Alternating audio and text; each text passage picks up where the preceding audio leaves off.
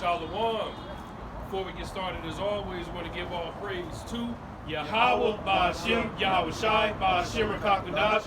Double honors to the apostles and elders of Great Millstone where we learn this truth. And another week out here to prophesy the destruction of Babylon the Great. Okay, and so to my surprise, it's not even a surprise because people walking around in a good mood today because they heard about a ceasefire deal from Netanyahu. Okay, they heard that it's a ceasefire, so that's putting it in people's head that society's going to keep going. And that's what people are looking for, that good news. They want to turn the news off when they hear about bombings, but they want to turn it on when they're talking about ceasefire. Okay, so when it's beneficial, that's when everybody wants to listen. That's when everybody wants to hear. Okay, but the Lord is doing it to where you're not going to have a choice. That ceasefire thing, that's about to stop, man. How many more ceasefires do you think they're going to do? 2028 ceasefire, 2030 ceasefire. The Lord's about to obliterate this place. I got an article here from the BBC News. What we know about the U.S. strikes on 3 Iranian military nuclear sites. Iran is weighing its response to U.S. strikes carried out against its nuclear sites at the weekend, which American officials say we have significantly set back the prospect of Tehran building a nuclear weapon. The strikes were launched at Israel and Iran continued to each other after a long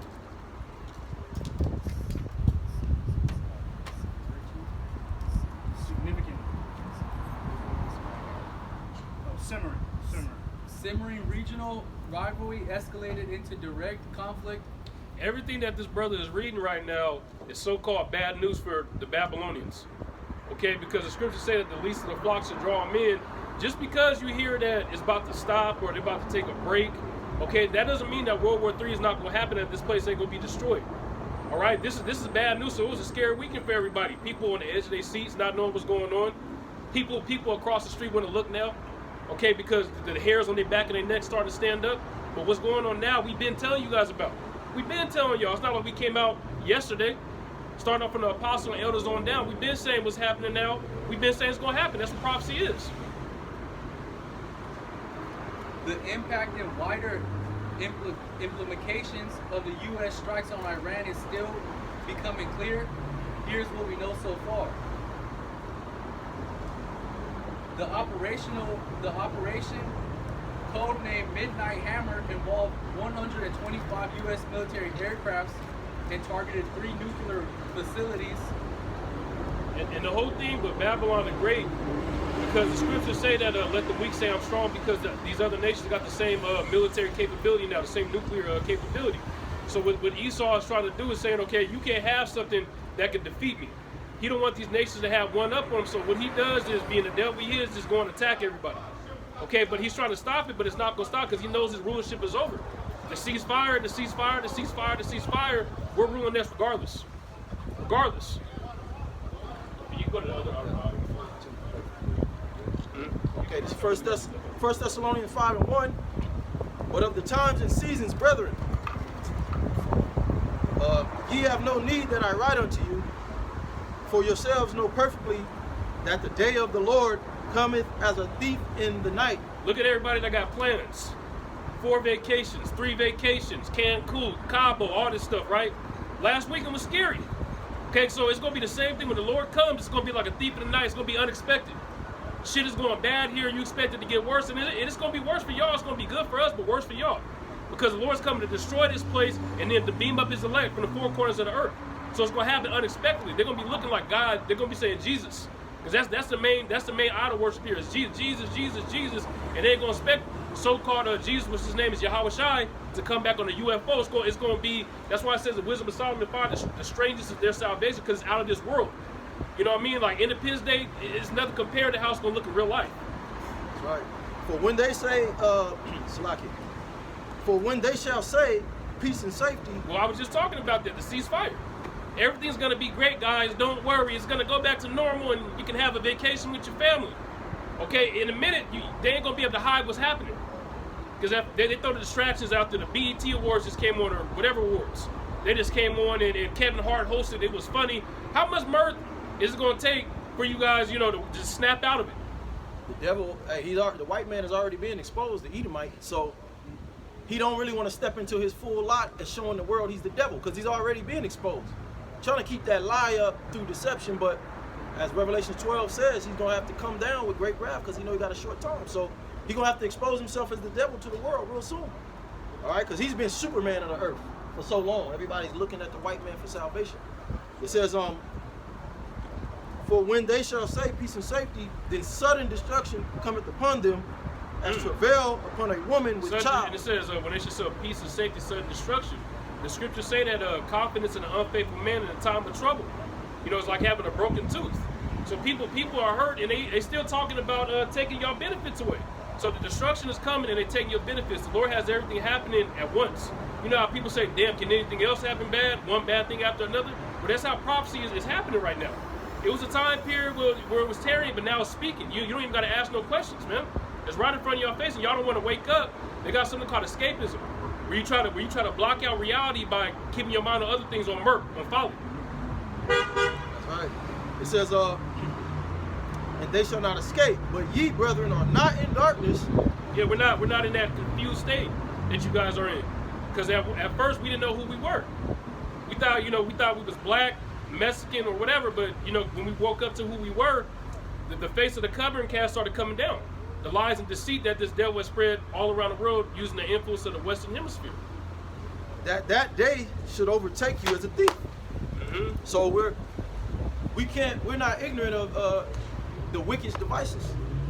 Okay, we're well prepared. The Most High has prepared us for this time, which is the ultimate love. Okay, He left everybody else out there fending for themselves. It's gonna come upon them like they can't even prepare for that impact. You know what I'm saying?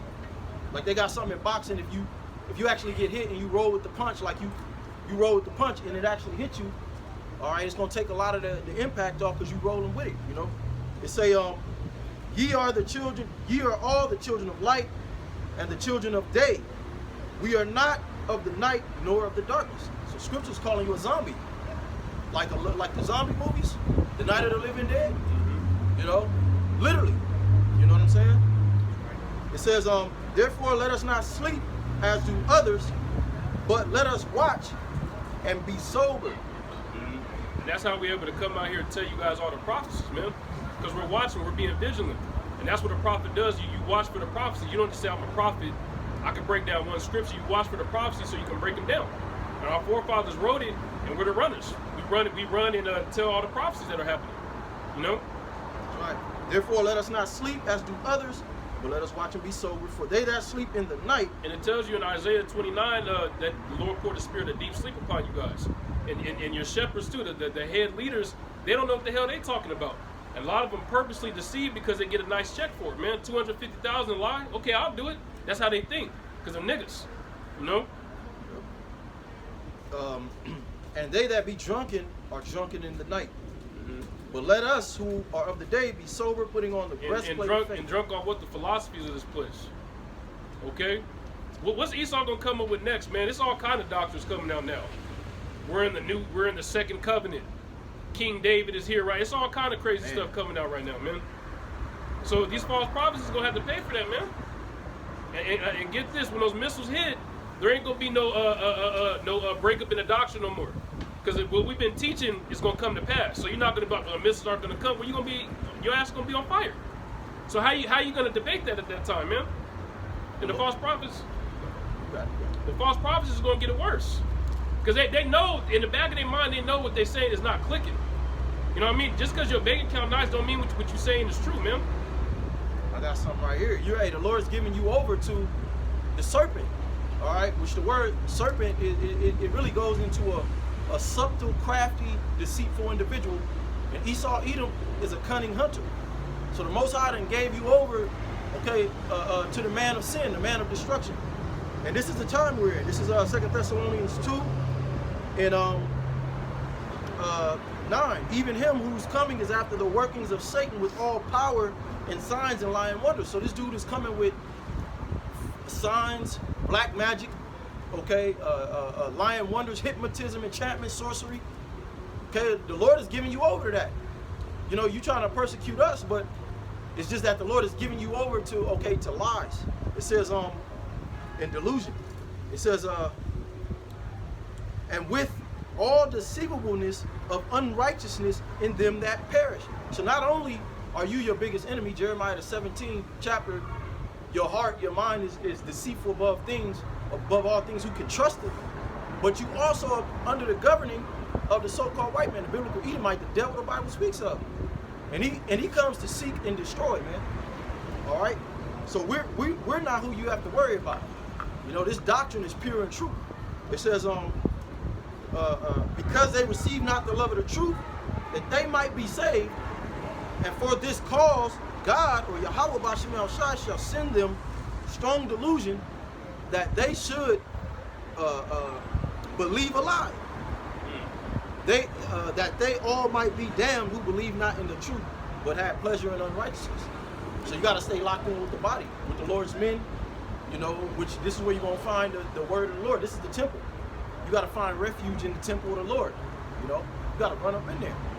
That's right. I got a precept. This is Isaiah 28:7. It says, but they also have erred through wine and through strong drink are out of the way. And you know, that wine and that strong drink, man, this is why everybody's fucked up on the internet, man. Every time you turn on the internet, it's some bugged out nigga saying something. You know what I mean? You got wicked niggas that's giving other wicked niggas advice. You know what I mean? Like, you got these women that's, oh girl, don't let that nigga ever take you out and not pay your bills. That bitch is strong, is drunk off wine. Okay? Anything outside of Yahweh Ba'ashim Yahushai is just ultimately wine, and it's gonna ultimately destroy you, man. All right, and have your ass staggering. For an example, me and this brother, we was talking about the ICE situation, right? ICE is out here, him and Jake the fuck up, and what is Jake doing? Hey man, let me get your badge number, man. Let me get your badge number. Still have no idea, they have no clue that these ICE agents are mercenaries paid off by the U.S. government. You see? They've drunk too much wine. All right? It's all sorts of different enchantments. These people got on them, so when Esau, when he finally do hit these people with the big one, they're gonna be scrambling. You know what I mean? Not really foundated on a real answer. You know what I'm saying? Rights. Nigga gonna be surprised. Get bust upside his head. What about the Constitution? What about the Constitution, man? You know? Come on, man. The fuck you mean? What about the Constitution, nigga? It's over. Where your warrant at? Nigga, Yeah. they don't need. They're gonna bring up Executive Order 5653, and it don't even matter. I mean, they burn that shit up, man. And we told Jake that it was gonna go down like this, where they was gonna start stripping away your rights, okay? And you wasn't. Well, Klaus Schwab, that demon, he said you will own nothing and be happy, okay? And one way how they strip away your rights, well, first they gotta strip your morality, and they do that through the wine. But let me finish this off. It says, the priest and the prophet have erred through strong drink. They are swallowed up out of wine. They are swallowed up of wine. They are out of the way through strong drink. They err in vision. They stumble in judgment. Whole bunch of goddamn gurus on the internet, man, telling you what the end of the world is, and you don't gotta listen to this. You don't gotta listen to Paul. You don't gotta listen to Yahushai. Yahushai is not a black man, right? The woman is you know what I mean? She has the authority now. Okay, everybody stumbles in judgment because they're not connected to Yahweh Ba'ashim Yahushai. All right? This is the ultimate 100% unfiltered truth, man. If you don't have this, you don't got nothing, really. You know what I'm saying? Yeah. You get the article? This is a Newsweek article, and it's going into President Trump getting an agreement with Israel. President Donald Trump is seeking to sway Israel Prime Minister Benjamin Netanyahu towards agreeing to a ceasefire deal with the Palestine militia group Hamas in the Gaza Strip following a truce that to put a 12-day war at end. An agreement is very possible, says the Newsweek people. The president is working very hard to convince the Israelis that the time is right now that they have finished the issue of Iran. It tells you in the book of Revelation 13 that he had two horns coming out of his head and he spake as a lion, as a lamb, Salakia, because a lamb is like a docile, like a harmless animal. So basically what they're doing is they're trying to make everybody think that it's okay. Okay, that everything is going to be all right. They got ceasefire. You don't have to worry about it. Okay, but it said basically that he's a dragon because of draconian measures. Okay, so right now, yeah, they say it's ceasefire. But when Revelation 12:12 comes, you're going to see who the dragon is. You're going to see that he's not your friend, that he doesn't have your best interest. Section 8 was a joke. Food stamps was a joke. Unemployment was a joke. Hell, the only thing that had any sincerity and meant something was this word, and what you shitted on and that you laughed at. And now the Lord is about to burn y'all up. It doesn't matter what they tell you on the news. The news is a joke. Everything you watch on TV is a joke. The news is just as bad as Bad Girls Club now. It's all the folly. Straight theater. It's all a snare. This is not our rest, but I got something perfect here. This is Ecclesiasticus 12:11. Though he humble himself, let's start at 10. Never trust thine enemy, for like his iron rusteth, so is his wickedness. This is the raw and filtered truth. You might want to trust the so-called white man, all right? If he give you a good job, but hey, you can't trust. Take that job. But just know, okay, you still can't trust this devil. It say, though he humble himself and go crouching. That's what the president is doing. We want a ceasefire. And God, we trust America. Jesus Christ, thank you. You know what I'm saying? It says, though he go crouching, yet take good heed and beware of him. And thou shalt be unto him as if thou hast wiped the looking glass, and thou shalt know that his rust has not been altogether wiped out. Set him not by thee, lest when he hath overthrown thee, he stand up in thy place. Yep. And if he had the chance to do this in the kingdom of heaven, he would do it because he did that during the dark ages. Okay, we had to re-educate him, show him how to be in society again. So if he had a chance to do that in the kingdom, you damn right he would take it. But that's where the doctrine goes off. Because you got Jake saying, okay, after the 1,000 years, he's going to come back into power. Well, you basically saying that Esau could whoop a God's ass, because that's what we are. We're gods. You mean to tell me he's going to walk up and just beat the hell out of us? We got spiritual power and just miraculously win, and then he just starts ruling again? Where's that at in the scripture? Show us. Well, a lot of these niggas, they want Esau to be their daddy again. You know what I mean? Because Jake is at the point to where he can't see a world without Edomite oppression. So we tell Jake, oh nah man, the white man, he ain't about to be ruling over us for long. It's gonna be under the order of Yahweh Shai. Ah man, what you talking about, man? You know what I mean? What you talking? There ain't gonna be no more Walmart. Ain't gonna be no more McDonald's. Chuck E. Cheese. No more of that. No, god damn it, no. Okay, this shit is hell. Okay.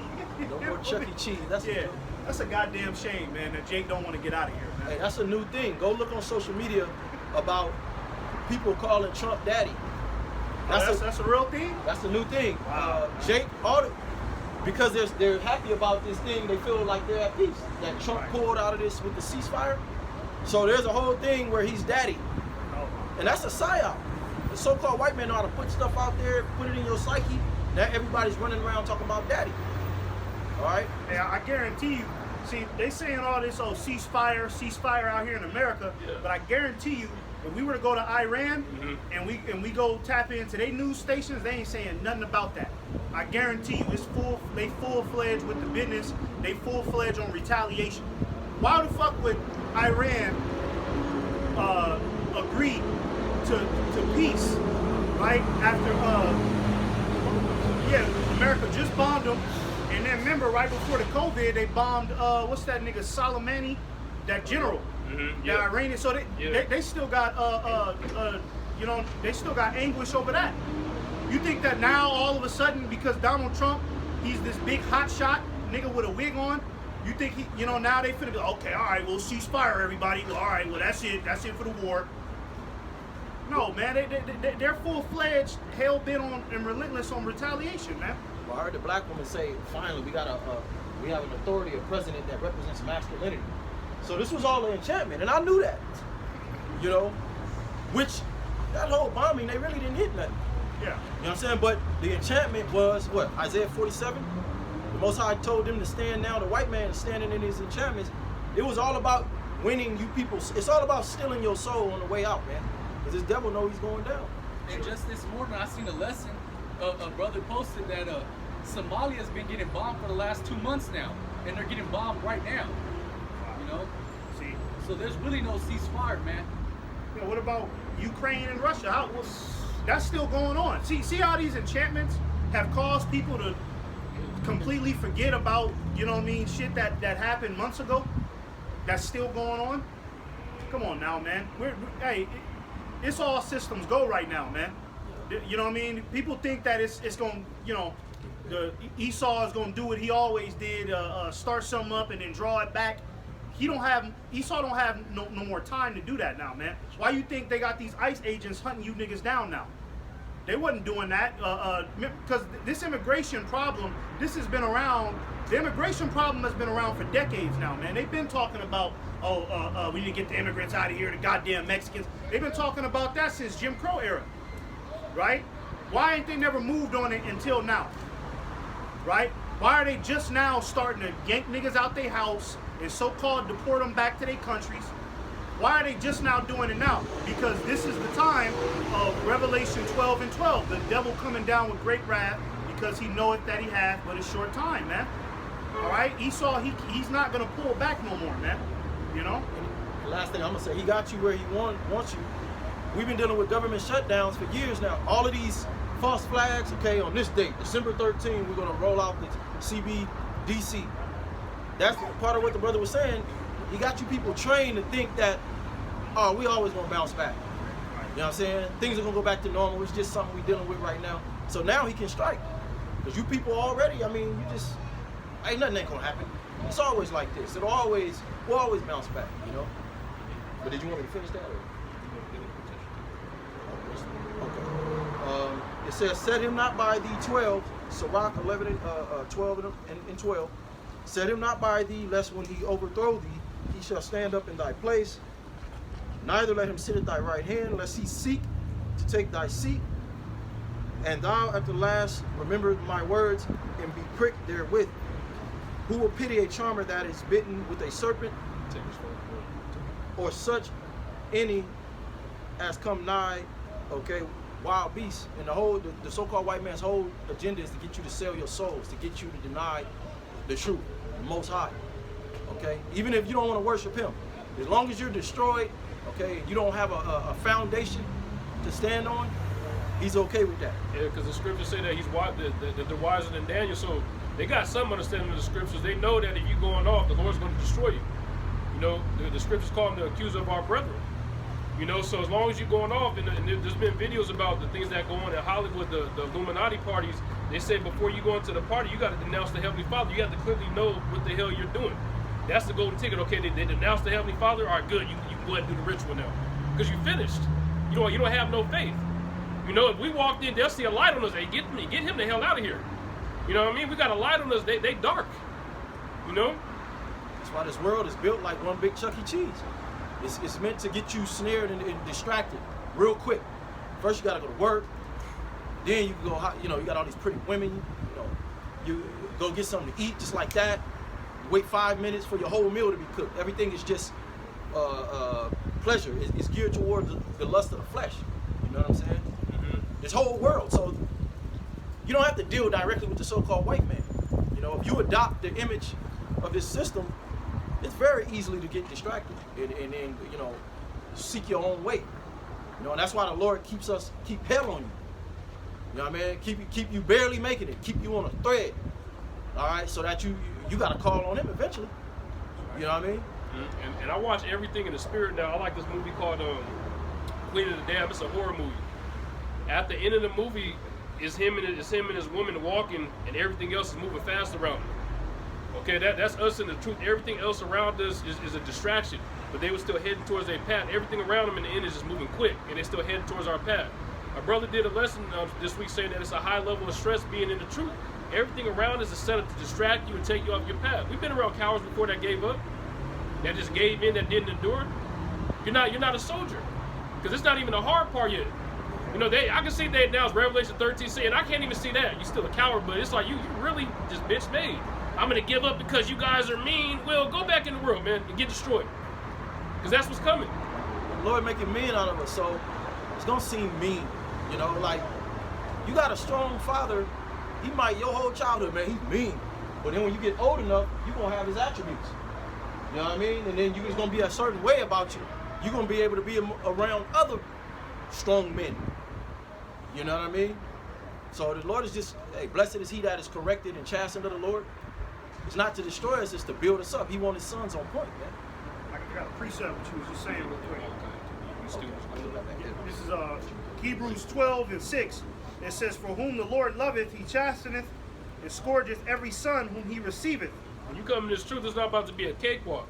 The Lord's going to test you. The Lord's going to punish you to see what you made of.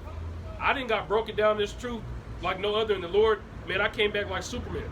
The Lord does it for a reason. The Lord can have you sleeping in the car for 3 years.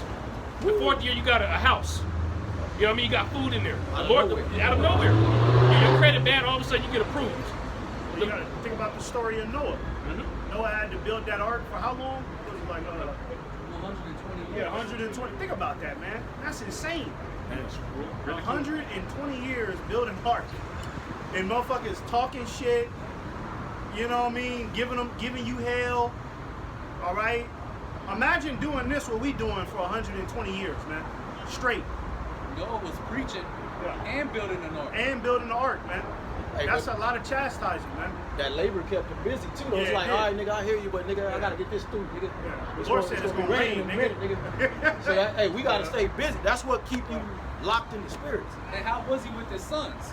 He had his sons in order too. Yeah, they was helping him build. Yep. You know what I mean? So he had the Lord chastised him, and he was chastising his sons to get the job done. You know what I'm saying? Let me finish this off. Verse 7. It says, "If ye endure chastening, God dealeth with you as with sons. For what son is he whom the Father chasteneth not?" Yeah, and if you endure chastity, if you can endure suffering, if you can endure the suffering that comes with this truth, because before, even though we was in the road, you might have thought you had it good. You can go home, get off work, crack a beer, have sex with your woman all week. You don't have no responsibilities. When you come to the truth, yes, you're gonna be chastised. Yes, you're gonna have responsibilities. And yes, it's not gonna go your way.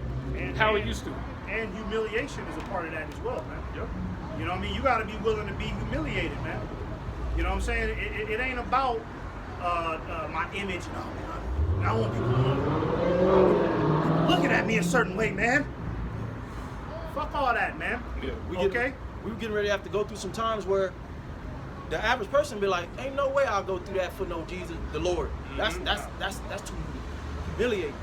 But you know, beauty is in the eye of the beholder. You ask me, that's not humiliating. Nigga, this is what I need to get my superpowers, nigga. And we better be glad the Lord didn't, what was that? Was it Hosea that had to walk around naked, or was it Ezekiel? Or was it, who was it? Which one was it that had to walk around? It was Isaiah? It was Isaiah?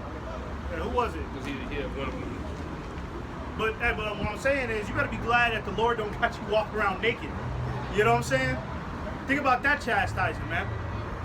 When the Lord got you, it was Isaiah. Yeah, when the Lord had Isaiah walking around the city butt naked, man, as a sign and a symbol to the nation of Israel. Thought he was bugged out. You know what I mean? Hey, some dudes probably right now in the faith, if you tell them, hey man, get butt naked for the Lord, man. They're like, no, hell no, what the fuck you mean, man? You know what I mean? Can't do that. What the fuck you talking about? Too humiliating. You see, you got to be willing to be made a fool for Yahweh Ba'Shem Yahushai, man, because at the end of the day, it's all about getting the hell out of here, man. We ain't going to worry about this, the humiliation and what my rank was when we get up in them chariots, man. All right? We ain't going to be worried about that silly shit. That's, like the scriptures say, put off the burdens of man. A lot of this shit that be going through our mind, and I don't want to be looked at as this way, you know what I mean? Man, what happens if they think this? Man, all of that shit is earth. That's carnal, and that's earthly thinking, man. No shame, no gain, because I got my own shame. That be all in your head. I can't look at another man like, man, what he doing over there? Bro, I got my own shit I hope the Lord forgive me for. So there's no reason to be ashamed. You just got to pick yourself up and keep moving. You know what I mean? That's right. Because this is what's coming. This is the book of Malachi, chapter 4, and verse 1. For behold, the day cometh that shall burn as an oven, and all the proud. And it said that day is coming, meaning it's going to happen regardless. And regardless of what the news says, the Bible ain't going to literally say that thou shalt not see the news and believe. It's not going to say it like that, man. We read Amos, the 3rd chapter, the 7th verse. The Lord said he'll give his secrets to his servants. So this book is written in parabolic form. It's a puzzle, a spiritual puzzle that you put together by getting different precepts. You don't read it like a Harry Potter book to get edification. Okay, that day is burning like an oven. It's talking about those nuclear missiles that are going to come here very, very soon. This ain't the 1990s when the prophecy was tearing, man. That's why everybody says, man, what do you think about, I done got a couple times. People don't even know I'm in truth, man. What you think about the news? People at work always talk about the news. Man, the news, what you think about the news? In my head, I'm thinking it's your pa. Okay, because this shit is about to be over. I play along, oh man, damn, you know? But we know what's about to happen. And hey, tell the Lord to cease fire. That's right. Reading on. Yeah, and all that do wickedly shall be stubble. Mm-hmm. And in that day, and in the day that cometh, shall burn them up. And when you look around here, it says all that do wickedly shall be stubble. If we turn the camera around, you're gonna see all the people that do wickedly, because there ain't no good spirits around here. Okay, King Solomon said he searched for 1,000 women and couldn't find one righteous. It's the same with the men. Everybody around is wicked. Was that Apostle Gabar? I think that was Apostle Gabar that did a lesson. That was Apostle Gabar. The same generation that was destined to be destroyed by water. Okay, it's the same generation that's going to be destroyed by fire. That's why these people are so fucking bugged out, man. It just irritates you. I look online last week. They do a summer party, and last week was a huge week with the bombings. They outside doing dance moves and stuff. I mean, come on now. When is Jay gonna wake up, man? This place is gonna be burned up. It's gonna get cleansed. Okay, it's gonna be a monument. Tempting the Lord with that shit, man. Yeah, at this point, yeah, because, you know what I mean? Ain't nothing wrong with having fun, but goddamn, Jake. You know what I'm saying? For real. Come on, Jake. Jake is out there every fucking week. It's this new goddamn TikTok dance. It's you know what I mean? It's this new fucking goddamn new slang Jake is coming up with. Meanwhile, the world is at war right now, man. And all Jake is worrying about is that and getting to a bag. You niggas is simple, man. That's how Jake always was before the Most High set their ass up. Because read the book of Judges, you'll understand what I'm saying. Every time Jake got to that proud point, like, I got it on my own, you know, I'm that guy, I'm that woman, the Most High had, the enemies was over there rubbing their hands together like Birdman, like, who are these people? We hate these people. These are God's people. Let's destroy these motherfuckers. Cain and Abel, all right? They envy us. So you ain't got the Lord, and that's where you Jakes are at now. Now the Lord is gonna move that hedge, because you got enemies, and they're gonna have their way with you. And the headline of this chapter is God's judgment on the wicked. And reading on, I'll start at the top. This is the book of Malachi chapter 4 verse 1. For behold, the day cometh that shall burn as an oven, and all the proud, and all that do wickedly shall be stubble. And everybody around here is proud. I kid you not. I drove past a car dealership that's been in my neighborhood for years. It's closed down. The car dealership down the street is closed down. These people are starting to get what they call a reality check. Okay, that this place is not going to go on forever. These once-in-a-lifetime business closing, natural disasters. Damn, I didn't know that was going to happen. People passing away. All this bad stuff that's happening is breaking these people's pride down. Number one, shit, their credit score. I worked years to get an 800 and now I'm at a 350. People want to off themselves because that takes away their power. When you walk around somewhere and you got good credit, people look at you like, oh my God, that's Mr. Vivens. He has an 820. They give you a certain type of respect. So Esau seeing that 500, that's like, oh shit, they're gonna have a heart attack. You know? More leverage. And in that day, and in the day that cometh, shall burn them up, saith the Lord of hosts, that it shall leave them neither root nor branch. After the Lord is done with this place, it's going to look worse than Victorville, worse than Lancaster, because those are like desert cities. Las Vegas is a desert city. They just built on it. You know, so when you go to Vegas, look around. It's going to look worse than that. It's going to be black. It's going to be black sand. It's going to look like Sodom and Gomorrah. It's going to look worse than Sodom and Gomorrah because nuclear missiles didn't hit Sodom and Gomorrah. It's going to be worse than fire and brimstone. There's nothing going to grow here ever again, like the scriptures say, Jeremiah 51. Because in Sodom and Gomorrah, the actual location, geographical location, you already have scientists go over there and show you the soil. Nothing can grow there. So that's how you know the scriptures is real, because all the soil is full of sulfur, which that's brimstone. When you read the scriptures, it speaks about brimstone is a byproduct of immense heat, which those missiles is going to turn shit into brimstone, man. Sulfur, you know. Let me get this precept real quick. what you just said. This is Isaiah 30 and 27. It says, behold, the name of the Lord cometh from far, burning with his anger, and the burden thereof is heavy. His lips are full of indignation, and his tongue as a devouring fire. But, you know, I was trying to get the one with the missiles. Hang on. You know what? Let's get this. Let's get this real quick. Salaki. This is Revelation 14 and 10. It says, the same shall drink of the wine of the wrath of God, which is poured out without mixture. Without mercy. Yep. Without mercy. Okay? Everybody saying pray for California. We ain't praying for y'all. The scriptures say pray not for these people. What the hell we praying? We pray that y'all get destroyed. Con. We're praying that y'all live a good life. We give two shits. What the fuck is a good life in America? You know, you want us to pray for you, so what? You can continue to uplift a faggot? You know what I'm saying? It's this Pride Month right now. We supposed to pray for this? Yeah. You know, I ain't dealing with America. Right. That's the biggest misconception in the world. Everybody's thinking God is with America right now. That's completely backwards. That's wicked as hell. That's how you know they've been fully consumed at this point. Because if you sincerely think that God is on America's side, right? Because like how these people, you know, with the whole ceasefire situation, people are actually happy about that. Yeah, that's right, man. Yeah, Trump, stop that, man. They kind of, you know, and in a way, they kind of saying like, hey, yeah, God is on our side. You see, you know what I mean? God put Trump in the office, and God is protecting America. You are out of your mind, man. That's why they have Trump. They tell Trump to get up there and speak about Jesus. You think Trump is somewhere reading the Bible on one of his flights, man? Are you fucking kidding me? And they got the book of Kabbalah. That's what he got the Kabbalah. And they got that Kabbalah book. That's what that Aleister Crowley, Antonio. Where are the small hats that's doing what we do? Let's just say they the people. Name me one section of the earth where they out here like bringing out the scriptures. Hey, you know, you're not supposed to be a whore. Right. You ain't seen it.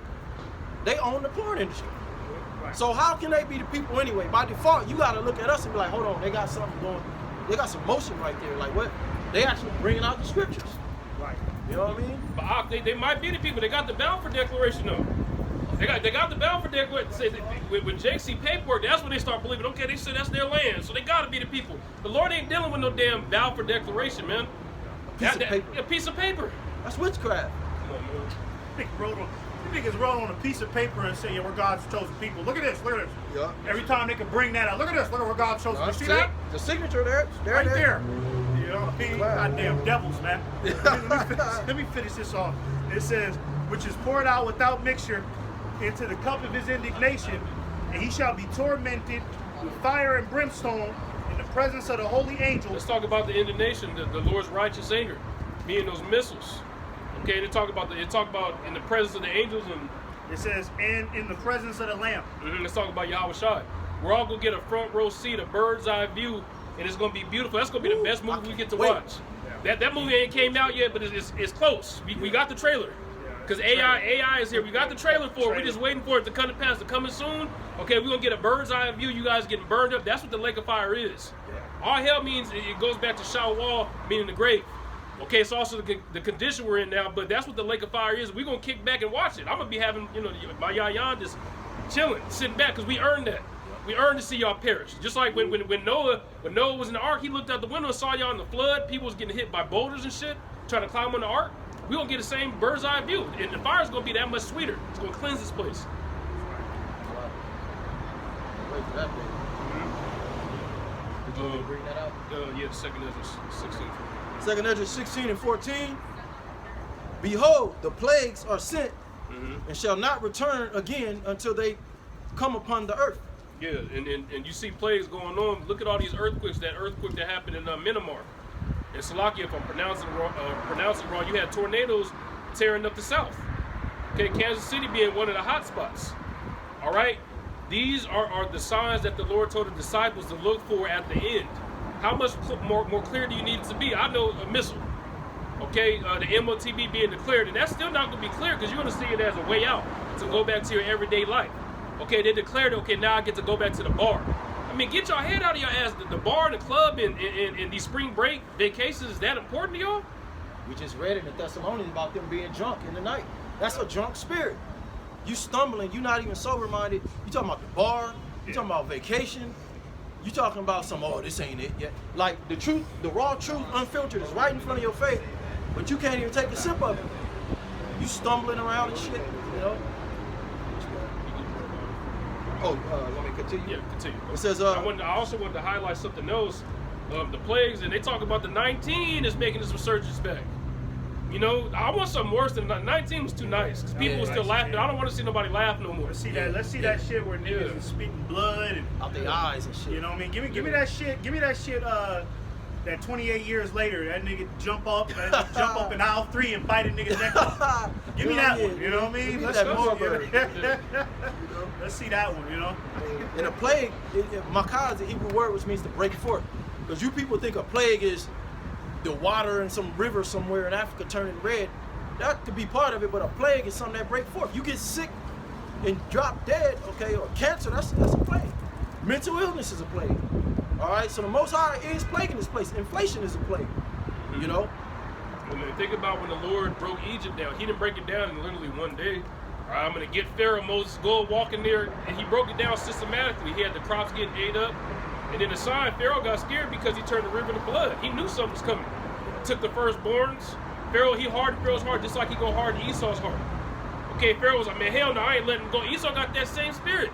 You think Esau gonna say, all right, I'm gonna let y'all go thrive here? Well, that would offset prophecy. Okay, the Lord's word is not gonna come back to him void. Everything's gonna be accomplished that's written in this book. That's part of the books being open. Every prophecy coming to pass, man. Remember, the Lord is still raising Pharaoh's heart. His to be proud. The so-called white man is still at that point where the Most High is letting him, go ahead, push that MOTB. Go ahead, push the mandatory shots. Go ahead and do your thing, okay? Because where's that Wisdom of Solomon? I think it's 17. It speaks about how the Lord gonna overtake all of Esau's magicians and his fucking warlock. Yeah, the Lord gonna say, all right, well, it's time for me to go hyperdrive. I'm gonna take over now. Then these devils ain't gonna be able to explain shit. They ain't gonna, the media. Okay, it's just you gonna step outside, and this is gonna be niggas dead, nigga run up on you, you know what I'm saying, in your house while you in the house with your family. It's just gonna get out of control. Right now, he talking with a lot of bravery because he can still go to that CERN machine, pull a demon out of there, and okay, what do we do now? You know what I mean? These demons are still communicating with him, right? Giving him little insight on, okay, you do this, go there, do this. Distract the people with this type of bread and circus. But pretty soon, them demons is going to ultimately, they're going to get shut off on them, right? And then what is Esau without them demons helping him? He's a goddamn wild. He's wild. He's a wild man. If he ain't got them demons that's helping him facilitate what his next move is, Esau is liable to bite the head off of a rabbit, man. You know what I'm saying? That's the type of devil we dealing with, man.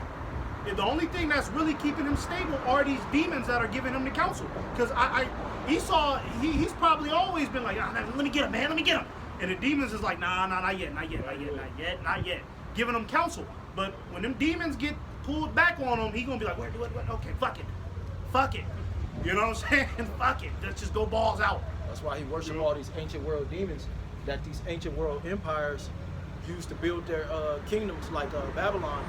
That's where this whole narrative of hell and all these different doctrines, Easter, that you put into Christianity, it all goes back to the Epic of Gilgamesh. Them ancient deities, demons, which deity goes into a higher intellect. You know what I'm saying? Them demons are actual intelligence on the left-hand side. So that's what the brother's talking about. They're summoning up these demons that help build the Tower of Babel or Babylon and all of these fucking well-devised fables and mythologies that you find hidden up in, that you implemented into Christianity. That go back to the ancient world demons, Egypt and all that, you know. So that's low-key to civilize the so-called white man, because the Most High ruleth in the kingdom of men. All right, prophecy, the so-called white man had to sort of come up on a level, even though he's the basis of all men. So you're worshiping Satan, talking about hell and all that. I believe in hell and Easter, Christmas. All of that go back to the Epic of Gilgamesh. All them damn demons in the demon world, man. And just how this brother was talking about the ancient times, it's important to know our history. You know, even when you read the book of Maccabees, because Esau didn't just wake up one day and said he wanted to take over the world. He's been doing this wicked shit since the beginning of the time. You got to realize what Antiochus was doing to us, man. He wanted to Hellenize us, even putting our people to death for keeping our customs. Okay, and it should make the hairs on Esau's neck stand up. What the Lord do to him in the end? Had his ass rotten. You know what I mean? That's the tortures that even by his private parts, man. They said he stunk so much he couldn't even stand it. So when Esau get put in slavery, yeah, it's gonna be bad. But imagine when we have a barbecue on that day. Obadiah 1:18. We're gonna get your ass regardless, man. We're gonna take your kingdom down with the missiles, and then you're gonna work for us. Okay? No PTO. That's right. No days off, nigga. But See, that's that Sabbath. on that one. See, No that's PTO, the nigga. spirit. Esau know he about to go to work soon. That's what it look like. PTO, You don't have a job, nigga. You're not gonna be. You know, don't care about you ain't age, gonna be none of that. unemployed, nigga. You know. Did you want me to finish that? Go take to 17. Okay. Second Ezra 16 and 17. No, would you go to? You were at full stop at 15. Oh, yeah, go to 15, 17. The fire is kindled and shall not be put out till it consume the foundation of the earth. Because before the Lord comes back, it's already going to be arsons going on. Even before the missiles hit, it's going to be a ton of arsons. And you notice when you watch those apocalyptic movies like Leave the World Behind, Dawn of the Dead, Bushwick, how it ends, that it's always fires everywhere. When all hell breaks loose, you look around, it'd be fires in the Little Caesars Pizza across the way at the Burlington Cove, it'd be fires everywhere. So before the missiles hit, it's not going to be peaches and cream. This place is going to be burning up already. Look at the fires. The fires that happen in the Palisades, that's a child's play to how it's going to look. Because they're going to be arsons everywhere. You got people with that arson demon on that just like setting shit on fire. They just waiting for 911 to stop. So before the missiles hit, there's going to be niggas with masks lighting up shit. Watch The Purge. A perfect depiction. Perfect, except it's not going to be as graphic. Because in real life, it's going to be worse. The Purge wasn't as bad as it's going to be. You're going to see actually people getting burned up in the fires too. People eating them, trying to cook them and shit. All this is real. When you fight for survival, these people's morality is going to go out the window because they don't have the Lord. That demon that's been manifesting them is going to just fully manifest. Their eyes might even look black or some shit, man. Fire also represents adversity too. So it's gonna be adversity everywhere. You ain't gonna want to leave your house. You gonna need, ain't no stores gonna be open. So you gonna have to get out and hopefully get up in a clique. Which it's gonna be division everywhere. You know what I'm saying? But I gotta do something. I gotta go find some kind of, people gonna turn to invading one another. They gonna have to break in on each other, man. You know, so you leaving your house is gonna be a death sentence if the Most High ain't with you. So you women can forget about it. You women are gonna have to hide in the sewer in that day, man. All that pretty shit finna be out the window. Cause you know what? A lot of you women, you didn't stupefied yourself with pedestalizing yourself as a god. Pleasure. Right? And really, you know, a woman, one of her, you know how they say a woman's intuition? You all right? One of her, I guess you could say intuitions is supposed to be a survival instinct, right? But look at the women now. They don't have no survival instinct. At all. They're completely caught up in folly and pleasure and every bitch got a phone now where she's taking a picture of herself. She done took 67 pictures of herself within 3 minutes. They so dumb now, they'll go get with a serial killer because he looked like Chris Brown. Yeah. Oh, he's cute. The nigga's a complete homosexual and get AIDS. Yep. These women are dumb as hell because they've never had nobody to tell them no. And that's a part of life, man.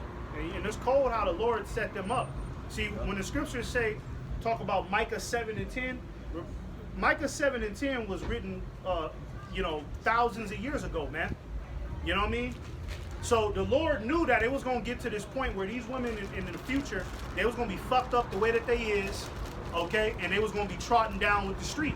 And we in them times now, okay? To where you women, you beta males that have been kissing these women's ass, okay? A lot of you niggas, you husbands, you good husband, good father, you getting ready to get shipped off to the war, okay? That's right. And you not coming back home. And your woman, she gonna become your wife gonna become a widow, all right? Her and her two newborns, okay? And she gonna get fully taken advantage of, man. All right? That is the will of Yahweh Ba'Shem Yahushai upon the wicked, man. All right? For the women, y'all better hope that a brother wants y'all, man. And that day, y'all better pray to God that to Yahweh Ba'Shem Yahushai that a brother got some mercy and want to take you in, because I'm gonna be mean. The way y'all treated us over these years, we didn't forget about that, man. Jacob's trouble happened, and all of a sudden we turned over a new leaf. No. I'm not believing The that. Lord ain't gonna let us take you up anyway. Yeah. No. Imagine the Lord is so in control. If a woman come up that ain't even supposed to be with you, have a car tire hit her in the head, and nigga come up and beat the hell out of her. The Lord is not gonna have a woman that's that wicked around you in that time. It's gonna be women that's beneficial. That's why it says in Isaiah 4:1 that we should make our own bread and make our own apparel, meaning they're gonna be self-sufficient. Okay. They're not gonna be saying you gotta take them to Olive Garden in that day. They know that all hell is breaking loose. They just want to survive. A woman was on TikTok saying that, man, if you give me shelter, I'll do whatever you need me to do around the house. One of them things is gonna be some sexual sex, man. Yep, I mean, that straight up, that's a part of your job. All that punk ass, we'll take you out on a date, baby. That shit is over with, man. All right. And that day, okay, you gonna either do what was being told to you, all right, or you could die. All right. Straight up, man, because ain't nobody gonna have time for you women's your little bullshit, little banter. Say that feminism shit. The feminism is gonna die with this society, man. Well, Apostle Gabar always says, the Lord ain't gonna choose all these women that have been living in pleasure, you know, and then when all hell break loose, you already lived in pleasure. Yeah, you did it. That's why the scriptures say, she that liveth in pleasure is dead while she liveth. What does that mean? How are you dead and you know what I'm saying, living at, because, all right, the Lord already got your number. Right. You just gotta wait on it, you know what I'm saying? When all hell break loose, it might be some of the women that ain't really lived in pleasure, may not be the best looking. The Lord gonna have mercy on them because they're gonna be beautified anyway. When we get taken up, we ain't gonna have no blemishes. Once the Lord delivers us on the chariots, you ain't even gonna have a mole, a blemish, nowhere. You know what I'm saying? Your pits ain't gonna get musty. You ain't gonna have a bald patch, nothing. You know, so the Lord ain't gonna choose all you pretty women that's getting flown out and get everything you want. Everybody always told you yes. Okay, you gonna die, man. Right. I got a precept real quick. This is 2 Peter 3, starting at verse 6. It says, whereby the world that then was, being overflowed with water, perished. But the heavens and the earth, which are now by the same word, are kept in store, reserved unto fire. Because the first death was that flood. Okay, you had the flood that happened first, which the same spirits was here. They didn't believe that the flood was going to happen. So it's talking about the world now. Okay, this current society is going to be destroyed by fire. Yes, the Lord did make a covenant with Noah that he wouldn't flood the earth again. He never said he wouldn't send fire. That's where they get it twisted. Well, he said he'll never flood it again, so we good. Well, what about the fire? Okay, if you know anything about the scriptures, you know that's how it's going to end. And people think that the whole world is literally going to end, but the scriptures tell you that the earth abideth forever. This place is about to be over. Esau's rulership is over, and Babylon is done. Okay, and in Israel, we're going to touch on that too. The Lord's going to cleanse that land because it's impostors over there. They don't descend from Abraham, Isaac, and Jacob like we do. It says, reserved unto fire against the day of judgment. Can a brother get that word reserved? And perdition of ungodly men. Perdition, destruction of ungodly men. And that's everybody around us, man. Literally. Imagine you go to one of your family's barbecues or something. What if we told you everybody there ain't gonna make it? That's how the Lord gets down. When you read, you start to understand. That's why you can't have emotion when you read the scriptures. Imagine the story of Jephthah in the book of Judges when he had to take his daughter out for making that vow to the Lord. That'll tear somebody's heart up. You can't have that emotion when you come to serve the Lord. And that was mean. Well, man, man, read what happened to the Lord took Saul down because Saul didn't want to obey him, and that was our so-called king, showing that the Lord is not a respecter of persons. I want to keep the Amalekite king. I want to take the best of the cattle. Well, the Lord didn't tell you to do that. Do what you're told when you come to serve the Lord, and get rid of that emotion. That's some cow. That's some female shit, man. A brother get on you and run home and cry. Well, you about to die, man. If you don't put off that weak nature and become a soldier, because this is what the Lord is dealing with now. All the weak men the Lord is taking them away now. We down to the nitty gritty. We down to the home stretch. Okay, all the guys that couldn't hang to this point, it's gonna just keep getting worse, worse, worse, and worse. And that's that narrow straight gate, that path of difficulty, man. Well, even in the military, if you get caught up, you go through boot camp, you might go to war, and then you get caught up by the enemy, and you get kidnapped, right? Well, you by yourself. It's up to you to maintain your integrity, like whether or not you're going to sell out secrets, or, you're going to sell out in general. Ain't nobody going to be with you at that moment to give you no encouragements. So like your brother talked about right now, the Lord is building that character, getting you hard, getting you rough around the edges.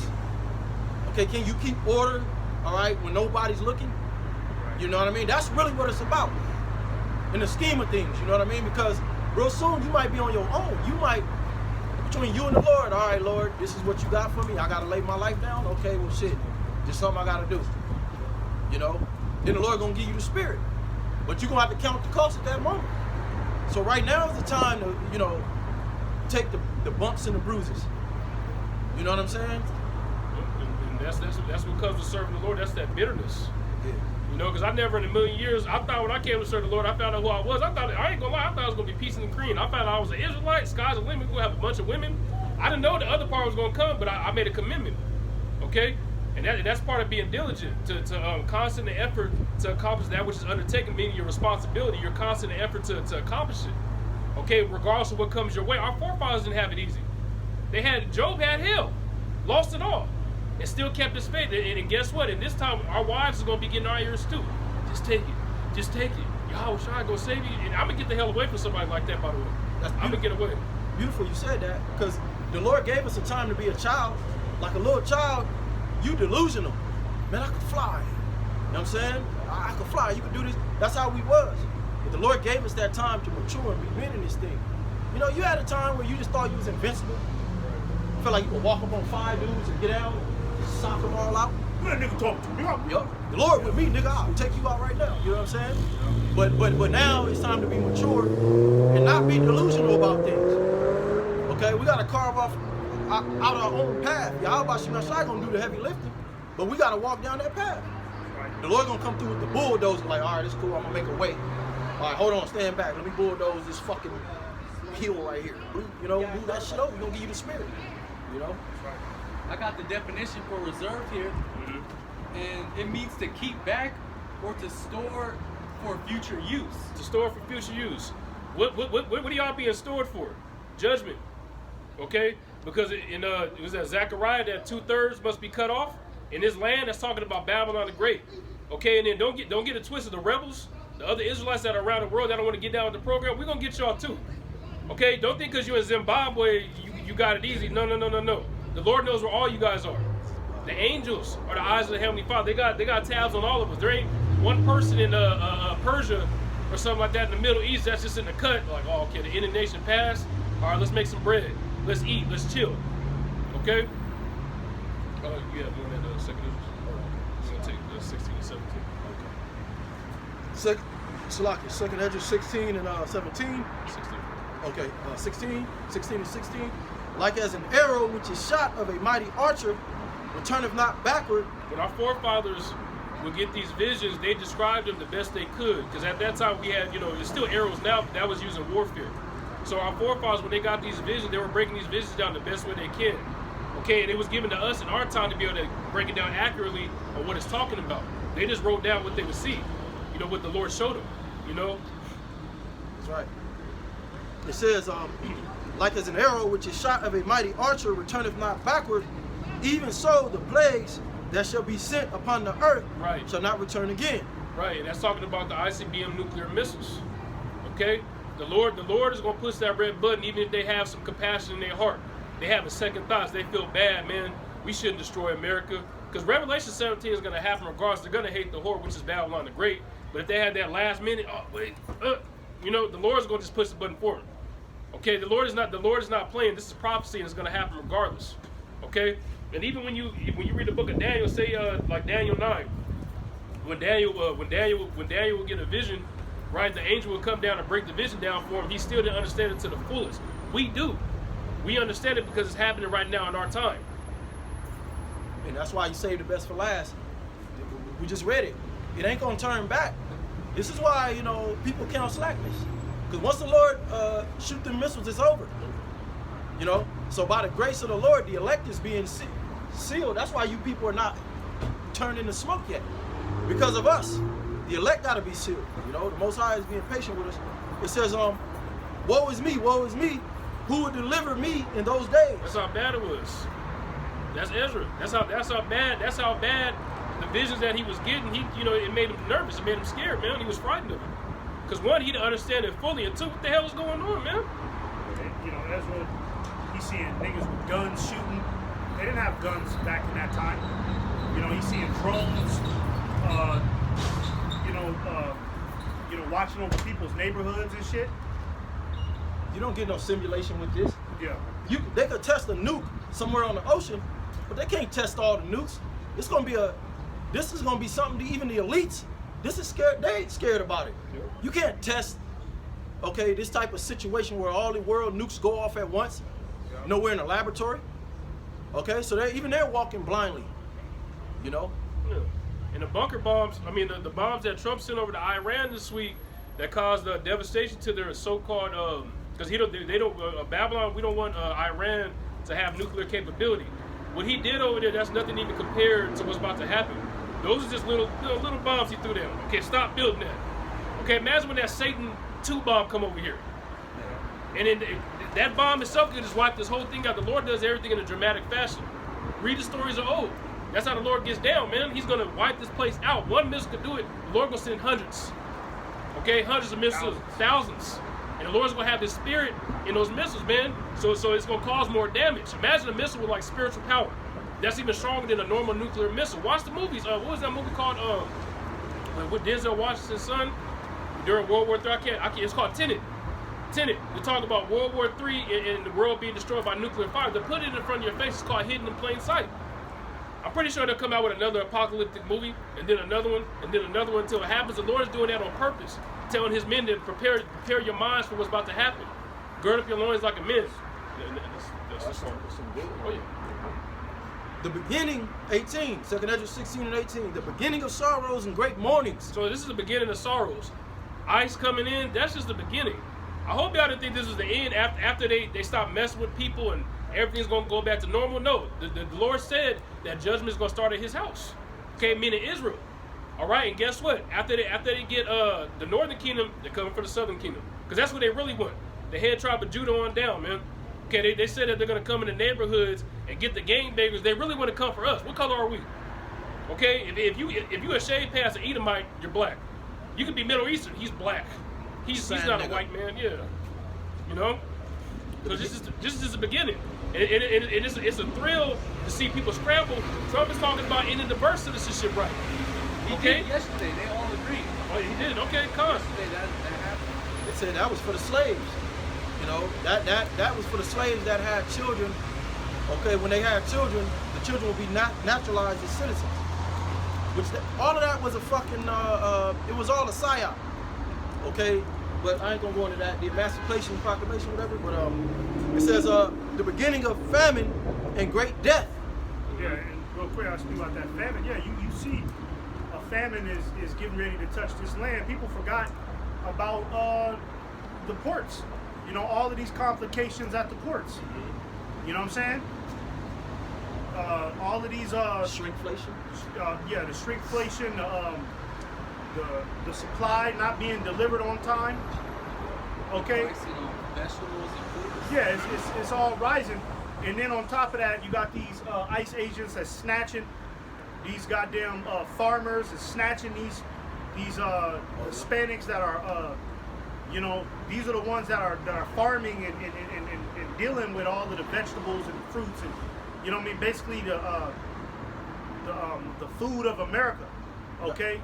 Farmers are coming out saying that. Yeah. That their crops are just wasting away. The cattle. Yeah. Dropping dead. Because ain't nobody working on them. You know. Ain't nobody working on them, and that was all part of the devil's design from the very beginning with this whole situation, man. You know what I mean? Even going back to Barack Obama, man. Mm-hmm. Think about it. What Barack Obama did led up to everything we see now. You know what I'm saying? Even before him, the very first president of the United States, they've had this plan, man. Okay, to where they were going to bring the American societies to its knees. Okay, starve you niggas out, and then offer you the solution, which is the mark of the beast. And they've ran a lot of different beta tests and a lot of different trials to see how people will react. Like the recession that happened, when did the recession happen? 2007. Yeah, 2007, but you had one that was before that. Oh yeah. The year Great Depression. 1999. Yeah, the Great Depression. Great Depression. What year was that? The 30s. You see, in the Great Depression, that was even a beta test for today. Okay, let's you know what I mean. Let's bankrupt the economy. Let's see how these people react. You know, okay, all right. They reacted this way. Okay, keep that data. All right, and then we gonna hit them with something else a couple years later down the line. So Esau has already ran all of the tests. Okay, to bring about an engineered famine. He know where you people gonna go. He know what your first thought is. Okay. You know, and all cards are on the table for this place to go belly up, man. All right, and that's what we're waiting for ultimately. All right, because we know that in that time, Yahweh Ba'Shem Yahushua is going to uplift his men. All right. Yep. Everything is genetically modified. Shrinkflation. What is shrinkflation? You get less, but you pay more. That's a sign of a famine. It speaks about that in Ezekiel. You gonna only have a certain portion of water. You got to split with your whole family. A very small portion, a small portion of food or bread. You're gonna need a whole day's wages to get a piece of bread and then divide that. You know. Can I get this real quick before you move on? Just a precept on that famine. You just take it to Real quick. This one. Damn it, dang. It's locking. See that? You know, right now, it's like jail, right? When you go to jail, they already got food, some fake ass nasty shit, ready to feed you real quick. Yeah. Well, these places are still open, but the so-called white man is replacing a lot of the Dave's Hot Chicken. You know, they putting that lab shit up in there. Yeah. So when they ready to take away all of these other sources of food you got, the niggas that take that chip, you gonna have food rations. So you ain't gonna be getting no goddamn yogurt. You know what I'm saying? No Starbucks, no McDonald's. A brown paper bag and whatever the fuck is up in there. Peanut butter and jelly. That brown paper bag, that motherfucker, it might be alive. Yep. You know what I mean? Like, here, nigga, take this, and that motherfucker wiggling. Roach milk. You know what I mean? They no, that's for real. The so-called white man is talking about giving you, doing away with the cows because of climate change, and then giving you mealworm milk. And they roach say milk. that the roach milk is more nutritious for you too. That's a damn lie, man. Goddamn lie. Come on. Roaches are created to eat up all of the fucking bacterial residue and shit. So you're gonna be eating a fucking bottom feeder. But Let me just get this real quick. You got it. This on the famine. This is Joel 1 and verse 10. Going to 11. It says, "The field is wasted, the land mourneth, for the corn is wasted, the new wine is dried up, the oil languisheth. Be ye ashamed." all these resources that everybody's used to getting is going to dry up in these last days. Okay, and they're already telling the farmers to destroy their crops. Okay, and if y'all don't, they're going to come with some bogus charges. He touched the boy and then take him to jail and do it anyway. They come up with any way to get what they will. Didn't they want to drill in Bill Cosby's house? He said no, and they took him to jail. Esau's going to get his way regardless. The only time he can get his way is when he want to rule forever. The scriptures say that he has bounds that he cannot pass. All right? So the Lord's going to dry these resources up on purpose. Just like he did in Egypt. Okay, just like he did in societies in the past when he broke them down systematically. The Lord doesn't just send one kill shot. Okay, yes, he's going to destroy this place in 1 hour, but before that 1 hour comes, he's going to break it down. Okay? By the way of the economy, by way of the food supply, by way of the trade. The tariffs are huge. Our economy is so finished, it's never going to come back, and that's prophecy. Okay? It talks about in Daniel 2 parts of iron and miry clay. Okay, the iron being the stronger parts of NATO and the EU, the clay being the weaker financial parts. America is becoming weak. Okay? And that's why the scriptures call this place a beast. It's going to take a little bit to bring it down. You know, that's why you see a process, the system, the logistics system. You know, it's not one day. It's going to happen like that. One day, the food logistics is going to be done. A missile might hit, tactical missile. But the point is, you know, you people are like, oh, well, see, I woke up today. I can still go to Starbucks. And the Most High is way out, man.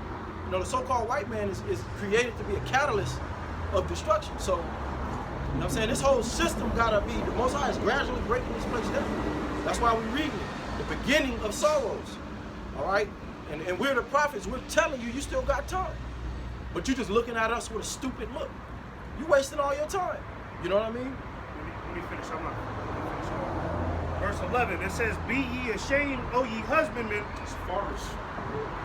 how, O ye vine dressers, for the wheat and for the barley, because the harvest of the field is perished." Yeah, so they're losing their livelihood in a sense, man.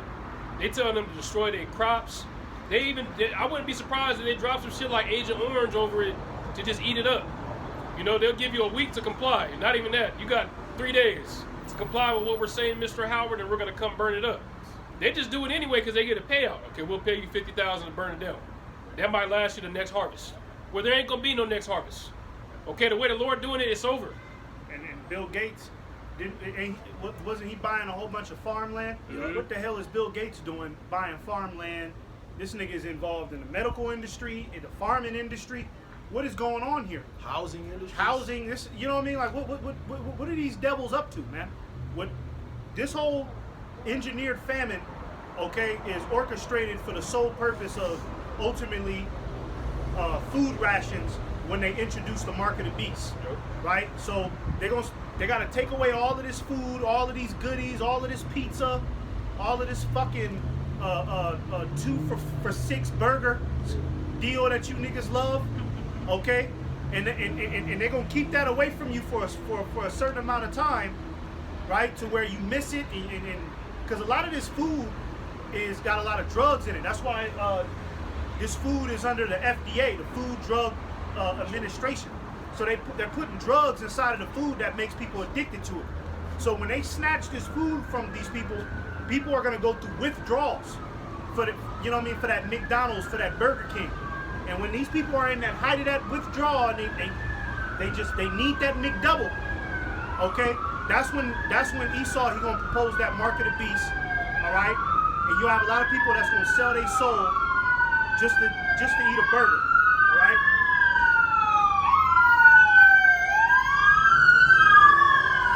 Yeah, He's probably gonna keep a couple McDonald's somewhere stashed away just for that. Just for that. Still want that Well, we know where the McDonald's are actually. It's in Kansas. In the bunkers. Nigga in Atlanta, and they tell them that the McDonald's is in Kansas, nigga. All right, we can help you, but nigga, you're gonna have to get down with this, this machine work we got right here. Put this under your skin. All right, we'll take you to the McDonald's. And you got Kennedy's guy, you got this Kennedy dude saying that he wants all Americans to have the wearables in the next 4 years, you know? And then I was reading this one thing, I watched this show, this anime show, and it said that Red 40 is the final boss, you know? And Red 40 is in all your chips, your hot Cheetos. Well, that's called, it's called Carcinial extract. It's bugs. It's an actual bug that when you crush it up and you put it in the water, it turns red. That's where all the red dye comes from. So velvet cake, you know, candy these niggas be eating. Basically anything red, right, that's not organic is more than likely that carcinial extract, that red 40. They don't have to use that. They can use carrot, like in Germany, Europe. They use natural fruit color. Like they'll use carrot, which is orange, and another natural color to bring you the color. And it's actually, you know what I'm saying? It's not bad for you. But like yellow, I forget if it's yellow tin. That's even worse. They say when they do experiments with yellow tin on lab rats, it turns them fucking translucent. So just imagine that. Start being able to see through the damn rat. And then you wonder why these niggas is in the Popeyes drive-thru pulling out guns on each other. Yep. You know what I mean? Jumping through the drive-thru window. This food is making these people crazy, man. You know? Oh, did you get that? Second Ezra 16 and 18, the beginning of sorrows and great mournings, the beginning of famine and great death, the beginning of wars, and it says the beginning of wars. Okay, because we keep seeing on the news that Iran and Israel, Russia, Ukraine, you know, this is all leading up to the third world, like it talks about in Revelation, the 11th chapter. Okay, and the Lord says He's going to cause that proverb to cease, because people have been saying we crazy for the longest. They've been saying World War III is going to happen since 9/11. Well, don't it seem more real now? More realistic? You know, back then, you know, I don't think it's going to happen, but the Lord is playing upon our tables, like the scriptures say. There's no denying it. You know, it's plain. I mean, yeah, World War III is going to happen. You thought we was going to lie to you or something? Hold our sword back from blood? The news is the one that keeps saying 4 years this, 5 years that. Well, who said he got that much time? He just said that to try to hope that his rulership lasts that long. Okay, let's tell him we got 10 years for the smart will. The Lord ain't going to give you that much time. You know? beginning of evils, what shall I do when these evils shall come? The beginning of bad times, man. You know, the beginning of bad times. We know what we're going to do. We're going to lean on Yahweh Bashim Yahweh Shai because we built our foundation on Yahweh Shai, man. And that's a foundation that can't be broke, like it talks about in the book of Matthew. Whatever comes our way, we're going to be standing tall.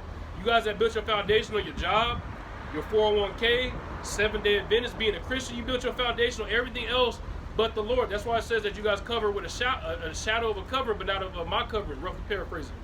Okay, you guys want to go to everything else but the truth, because the truth cuts you. It's a sword, like the scriptures say. It's gonna reprove your ways, man. It's gonna let you know that you've been going off. That just because you're grown, yes, you do still have to follow the law, statutes, and commandments to the best of your ability. 18 is BS. I'm 18, I could be a demon. What scripture says that? You think we want all hell to break loose? Of course not. We want paradise. We want the Garden of Eden, but the truth is the truth. Hey, thus said the Lord. That's you people just want to act like. I mean, it doesn't make any difference whether you believe or not. So, you know, we understand these things have to happen to get to paradise. All of this shit got to be erased. You know, all this wickedness, all this free will. All right, the law, statutes, commandments of the Lord got to be set up throughout the earth, so that there can be paradise. You know, you can't sleep with your damn door open. Yeah. That's crazy. This actually worked. Okay. All right, this is Joel 2 in verse 1. It says, blow ye the trumpet in Zion, and sound an alarm in my holy mountain. Real quick. The trumpet is being blown right now via the prophets, right? Because it's saying a trumpet in Zion, right? Zion represents the Negro, Latinos, and Native Americans, the Israelites, okay? So we're blowing a trumpet and sounding an alarm, all right? Letting our people know that the evils are about to take place, okay? It says, let all the inhabitants of the land tremble, for the day of the Lord cometh, for it is nigh at hand. Yeah, the day of the Lord, man, all right? You know, we're talking about civil war, you know, society just going to hell in a handbasket, man, okay? And a lot of you Americans, you act like you built for that or something, man. You know, you motherfuckers ain't built for that.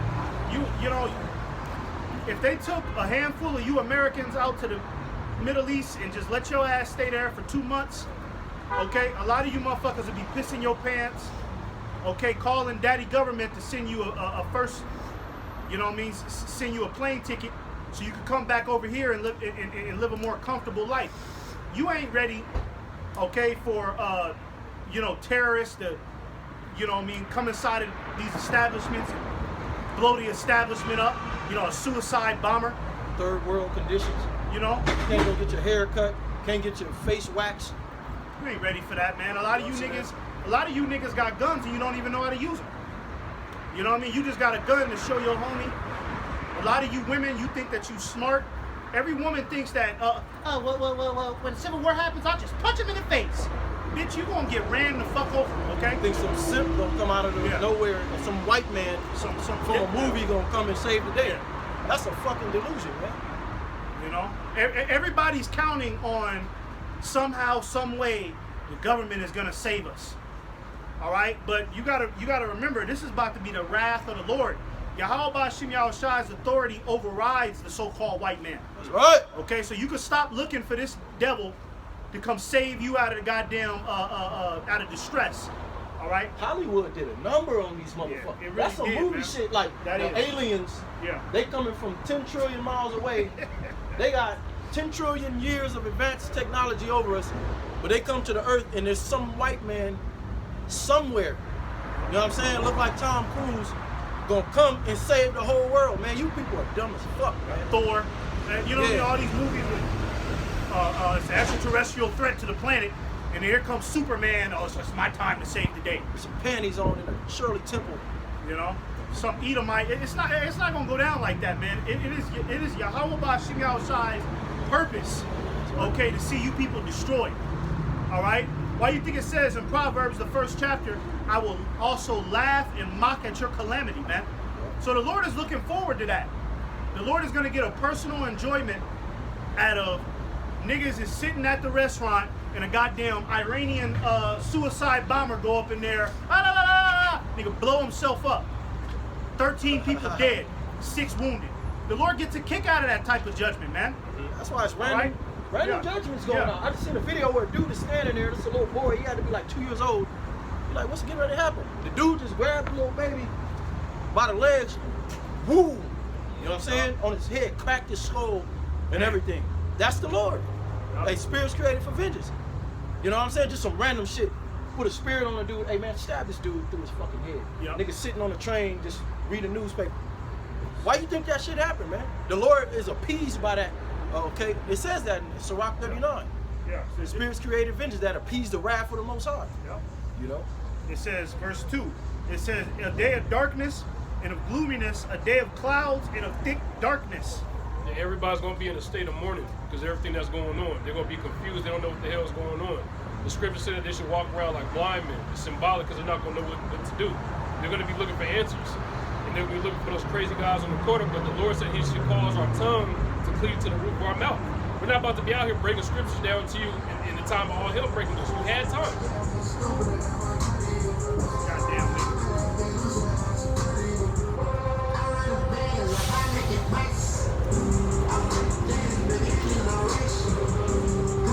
Why the Lord gonna kill these niggas?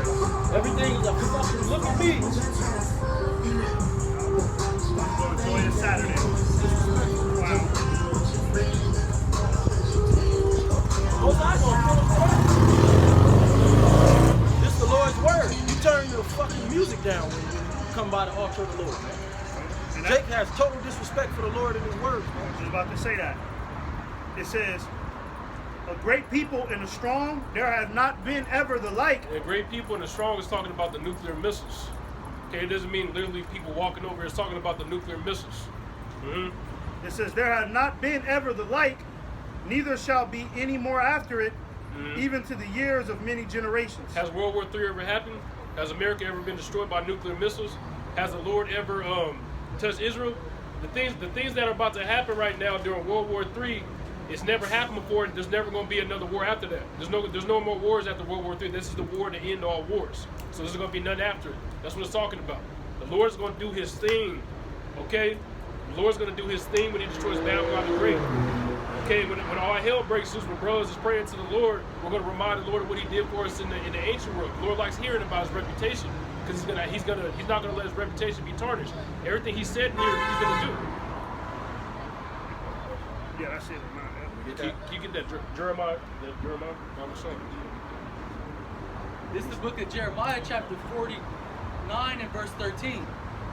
For I have sworn by myself, saith the Lord, that Bozrah shall be a desolation and a reproach and a waste. You got people saying that Basra's over here, in the Middle East, Basra's over there, Basra's over there, Basra's over there. It's spiritually here. Okay, because the Edomites, that was a habitation back in the ancient world. Okay, Job 9 and 24. The earth is given into the hands of who? The wicked. Esau. This is right now, Esau has authority over this land. Okay, even though the Heavenly Father is in control, he let him do his thing for a season. Okay, so let's talk about this place. That Bozrah shall be a desolation, a reproach, a waste, and a curse, and all the cities thereof shall be a perpetual waste. When we drive over this place with our chariot, it's going to be nothing but waste, a wasteland. Okay, remember, you're not going to even know where Sherman Oaks is, where Fontana was, where Rancho was. It's going to be just a big desert. How are you going to be able to tell that from that? You know, the Lord's going to literally clear this place out. You know, and nobody else is going to be able to set up shop here. All right? People coming over here now, that's about to stop. You know? Behold, the day burneth as an oven. And real quick, Elder Tahar a little while ago went into a lesson on that type of heat. An oven in the ancient world is not the same oven you got in your kitchen that get up to like 600 degrees. The ancient world ovens can get up to the a couple thousand degrees, and the elder was bringing out, and I did the research, I'm rusty on it, what I found, but pretty much still, like the brother said, you ain't gonna be able to tell where nothing's at. The scriptures talk about this place being melted, everything being brought to dust, but when you go into an ancient world oven, I think steel can start to bend at like 2,000 and some degrees. With an ancient world oven, where's that? Malachi 4:3. Behold, the days shall burn as the oven. You know, like pretty much the Lord gonna have that type of heat in those missiles, which get far hotter than that. It's gonna melt steel. You can't melt steel beams. At the most, just like them Twin Towers, you know, when they do the whole science, okay, the structure got weakened. Like when they mold steel, they can manipulate it, you know, mold it a little bit. Like this steel shit right here, bro, you can't melt that. So it's gonna be that hot, man. That's still gonna be melted. You ain't gonna be able to say, oh, okay, yeah, this used to be this is where the Twin Towers were. Nah, everything gonna just be eviscerated, man. Earlier this week, I watched the movie After Earth with Will Smith and his son. And then when they were landing, because they got into a cosmic storm, the planet that they were coming back to was Earth. And then it said that this is that no human can live there no more, and it's gonna be the same. America there's gonna be no life for people here on the soils of America, man. And it's not gonna be like in that movie. It's gonna be a paradise with animals living. No, it's gonna be with desert animals and insects eating each other, man. It's gonna be like that. It's not gonna be like Hollywood and Bollywood and shit. It's gonna be like dangerous. You know, America is gonna be, when we get pissed off at our slaves, okay, nigga, send that nigga to what used to be America. You know what I'm saying? Drop that nigga off in Houston, Texas, what used to be Houston, Texas, and let that nigga try to make his way back. All right, he ain't gonna make it back. He ain't gonna make it back, because the creatures that the Lord gonna have here is gonna be creatures that are designated only for this land. All right, and they're gonna be more than likely they're gonna be carnivore creatures. Sulfur, you know, pure sulfur over there in Sodom and Gomorrah is the only place where you can find the world's purest sulfur. This archaeologist was pointing that out. He grabbed a sulfur ball. He said you can't find this type of concentrated sulfur nowhere on the earth. He said you could barely light this and it'll catch on fire. And that's why the scriptures say America's gonna be burning for a long time, man. Mm-hmm. Okay. The scriptures also say that we're gonna go to the Lord's secret chambers, roughly paraphrasing, until the indignation be passed. The Lord's gonna beam us up right before the missiles hit. And the earth originally was made to be a paradise, man. Esau ruling right now, he didn't turn the earth to shit. Okay, so once the Lord cleanses this place, it's gonna go back to looking like the paradise is supposed to be. That's what Eden means in Hebrew. Adon mean a joy of paradise. If you leave the insects and the bottom feeders alone in the ocean, literally, you leave this concrete back, the earth, even the grass. You look at the grass, it be all fucked up, dirty, doo-doo. If you let the ecosystem take its place, man, everything will look green, just perfect, man. The streams of water, the earth cleans itself. The Most High. A better blue. Mm-hmm. Yep. Ocean water clear. That shit look like a Pepsi now. Pepsi. The ocean. That's how dark it is from all the contamination. Yep. Let me get this precept real quick. This is Amos 1:11.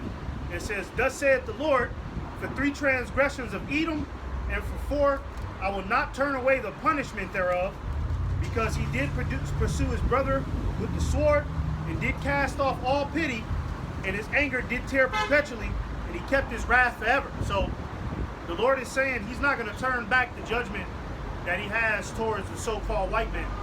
Okay? So, for a lot of our people that are saying, oh, the judgment is not going to come to Esau, that happened back in the day, you know what I mean? Well, Esau has never really been into slavery to the extent that he's about to go in. All right? The mighty judgment that Yahweh Ba'Shem Yahushua is about to bring upon him, okay, has not happened to him at this magnitude. Yeah, the Lord has judged Esau before. Yeah, okay, but not to this magnitude that this whole earth is about to experience. Okay, to where his whole power structure is getting ready to fall down to the ground, just like when Daniel had that vision and that stone hit the feet, and the whole statue fell down. That statue represents all of the kingdoms, and then at the bottom, right, Esau is holding up all of the kingdoms, right? He built upon all of the philosophies, ideologies of these past kingdoms, okay, and created this shithole. You see? So the Lord has to totally cast down this idea, this even way of life, this thought that adultery is okay. You know what I'm saying? Homosexuals have fair rights. That has to be totally eradicated, and that's going to be gone with America via the destruction of Esau, Edom, man. Habakkuk 3 and 2. O Lord Yahweh, I have heard thy speech through the prophets, and was afraid. O Lord Yahweh, revive thy work in the midst of the years, and in the midst of the years make known. In wrath remember mercy. So we're in a time where, the Lord has saved all the wicked of all nations, the generations, even the wicked, the so-called white man, for these times. Nobody got away with nothing. That's why the prophet Habakkuk is saying, revive thy works, like in the time of old. Show your power, like you did to the nations during the time of Egypt, where all the nations heard about us.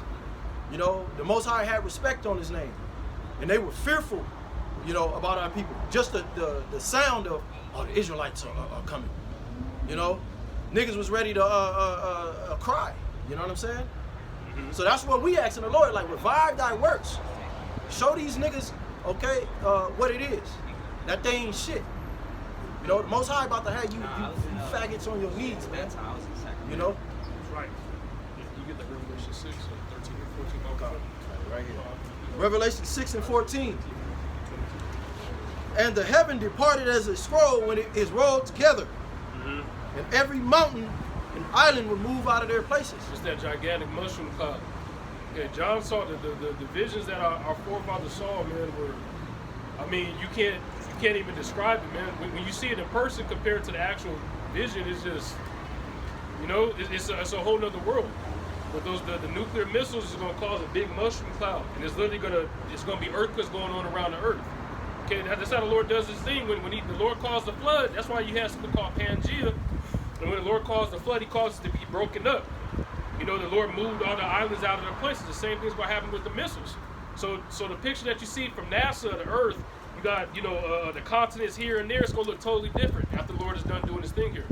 You might have Africa way over there by Hawaii or something, man. It says, okay, 15, Revelation 6 and 15, and the kings of the 13.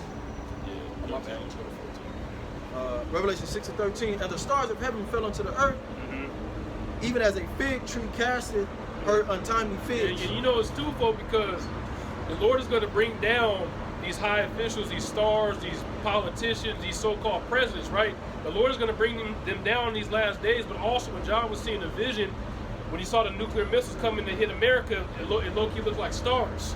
It looked like stars were falling down. Okay, so we know now that it's nuclear missiles that were falling down. Okay, so that's the fate of Babylon the Great. Your 40-year plan, your 30-year goal, your kids going to college, all that's a wrap, man. Just keep it real with it. You can't keep say, it real.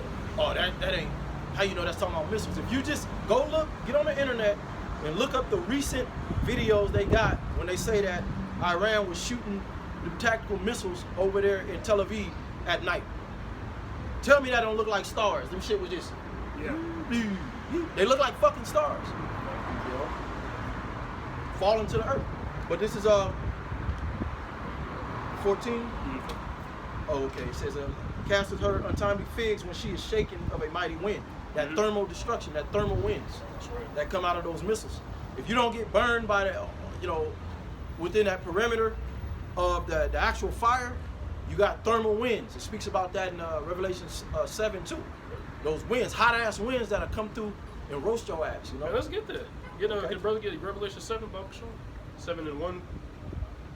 Take it down a little bit. And we read 14 how the heavens departed as a scroll, which is a mushroom cloud. The ancient world scrolls that the prophets were used to looking at, when they saw the vision of this cloud, they said, "Damn, that looked like a scroll right there." Just look it up on the internet. Look up a ancient world scroll in a nukes. Forget what I was just saying. Nuclear cloud, whatever you want to say. That's good. This is Revelation 7 and 1. It says, and after these things I saw 4 angels standing on the 4 corners of the earth, holding the 4 winds of the earth, that the wind should not blow on the earth, nor on the sea, nor on any tree. The sea represents the people. It's talking about the destruction, that nuclear wind. Okay? The angels are holding it back because the elect is being sealed right now through the Spirit. It look like, we always say, it look like the elect is pretty much sealed, man. I mean, look at everything that's going on right now. It has to be so. If you look at everything going on, we got the last bit of brothers that's about to wake up at the end right now. That's it. That's it, man. Okay, so the angels that's holding back the four winds of destruction, this nuclear destruction, is about to happen. It's about to happen. Look at what they talk about on the news. You know? Yeah, it says, and I saw another angel ascending from the east, having the seal of the living God. Because that, you know, World War III is going to kick off in the east. Okay, and the Lord's going to make his way over here. That seal's talking about the what? Okay? It says, and he cried with a loud voice to the four angels to whom it was given to hurt the earth and the sea, saying, hurt not the earth, neither the sea nor the trees, till we have sealed the servants of our God in their foreheads. Yeah. So that mark of exemption, the what, being sealed with this wisdom, knowledge, and understanding. We know the true name of the Heavenly Father. Okay, so the angels right here is basically saying that the destruction can't come until what? The elect is sealed. Okay, and that's why I was saying, when you look at everything going on in the world, it's looking like the elect is sealed. The prophecy wouldn't be kicking off at this rate. It'd be like the 2000s. 2001, not much going on. 2002, Like well, the with 9/11, yeah, 9/11, but basically prophecy wasn't kicking like it's kicking now. We know that the third woe is that close to happening. Okay, it pissed me off to see the ceasefire, but at the same time, the Lord is giving us enough time to make sure we're completely right. Because when the Lord lets all hell breaks loose, he's not asking no questions. Did you keep the Shabbat? Or you can be saying, the Lord already know he got the information he needs. You know? And we're going to be exempt from all the judgment that comes. Even though some brothers are going to be martyred, the dead Yahweh Shai is going to rise first. The scriptures tell us that. You know, so faith is going to be a necessity in these last days. Isaiah 33:6. Wisdom and knowledge should be the stability of our times. That's going to make all of us look good. It don't matter if you got your hair, a patch right here or something. They're going to be worried about survival, women. Okay, we're going to be the hot commodity. We're going to be more precious than what? Fine gold. That's right. You know, and when it says the seal, all right, like Brother said, being sealed, knowledge, wisdom, and understanding. Okay, I forgot that scripture, man, where it talks about our obedience is fulfilled or something like that. You know what I'm talking about? I forgot. But basically, the Lord is waiting until, you know, our obedience to Him is perfected enough to where we can endure the full length of Jacob's trouble. And you know what? When you look around the body, you can see we're getting stronger. Oh, yeah. You know what I mean? Brothers is not reacting to little shit like they used to. You know what I'm saying? Brothers is not, you know, vexed. You know what I mean? Brothers ain't got them simple conversations like they used to, making repeated simple mistakes. You know what I'm saying? We getting stronger in the spirit. Our understanding is getting heightened. Okay?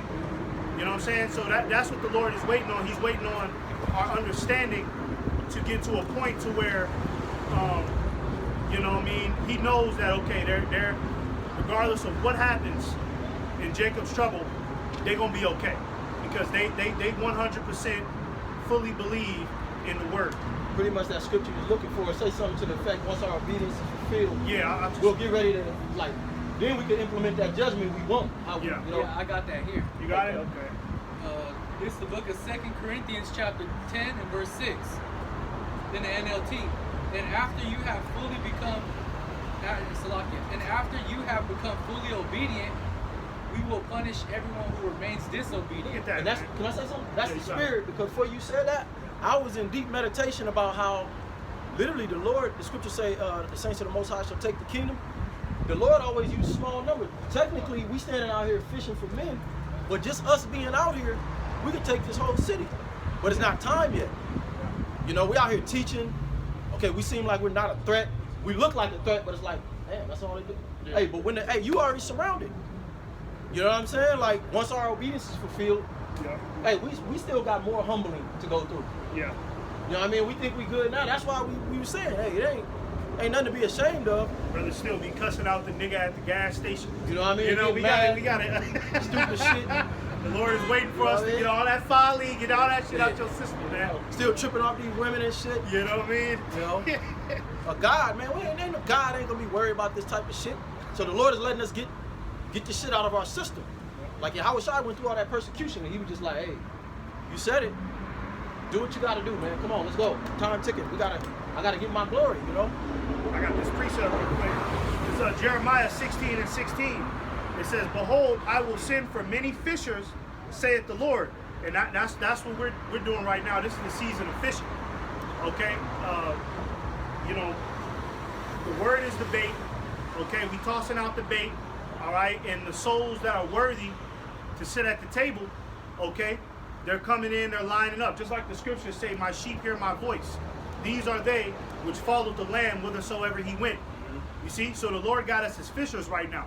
It says, and they shall fish them, and after will I send for many hunters, and they shall hunt them from every mountain, and from every hill, and out of the holes of the rocks. You see, so like what this brother just read, once our obedience is fulfilled, okay, then we're going to put that judgment. You know, the Lord's going to raise us up with that power, and then we're going to become the hunters. Okay? It got to be that way, because you got a lot of people that's still being sifted out that really ain't comfortable. Why would the Lord just start giving us power when you got a lot of Judases? Yeah. All right, so it's like the final cut for the basketball team. You only got 5 niggas that could play at a time. Then you got the bench. Some niggas don't even make it, and they could actually ball.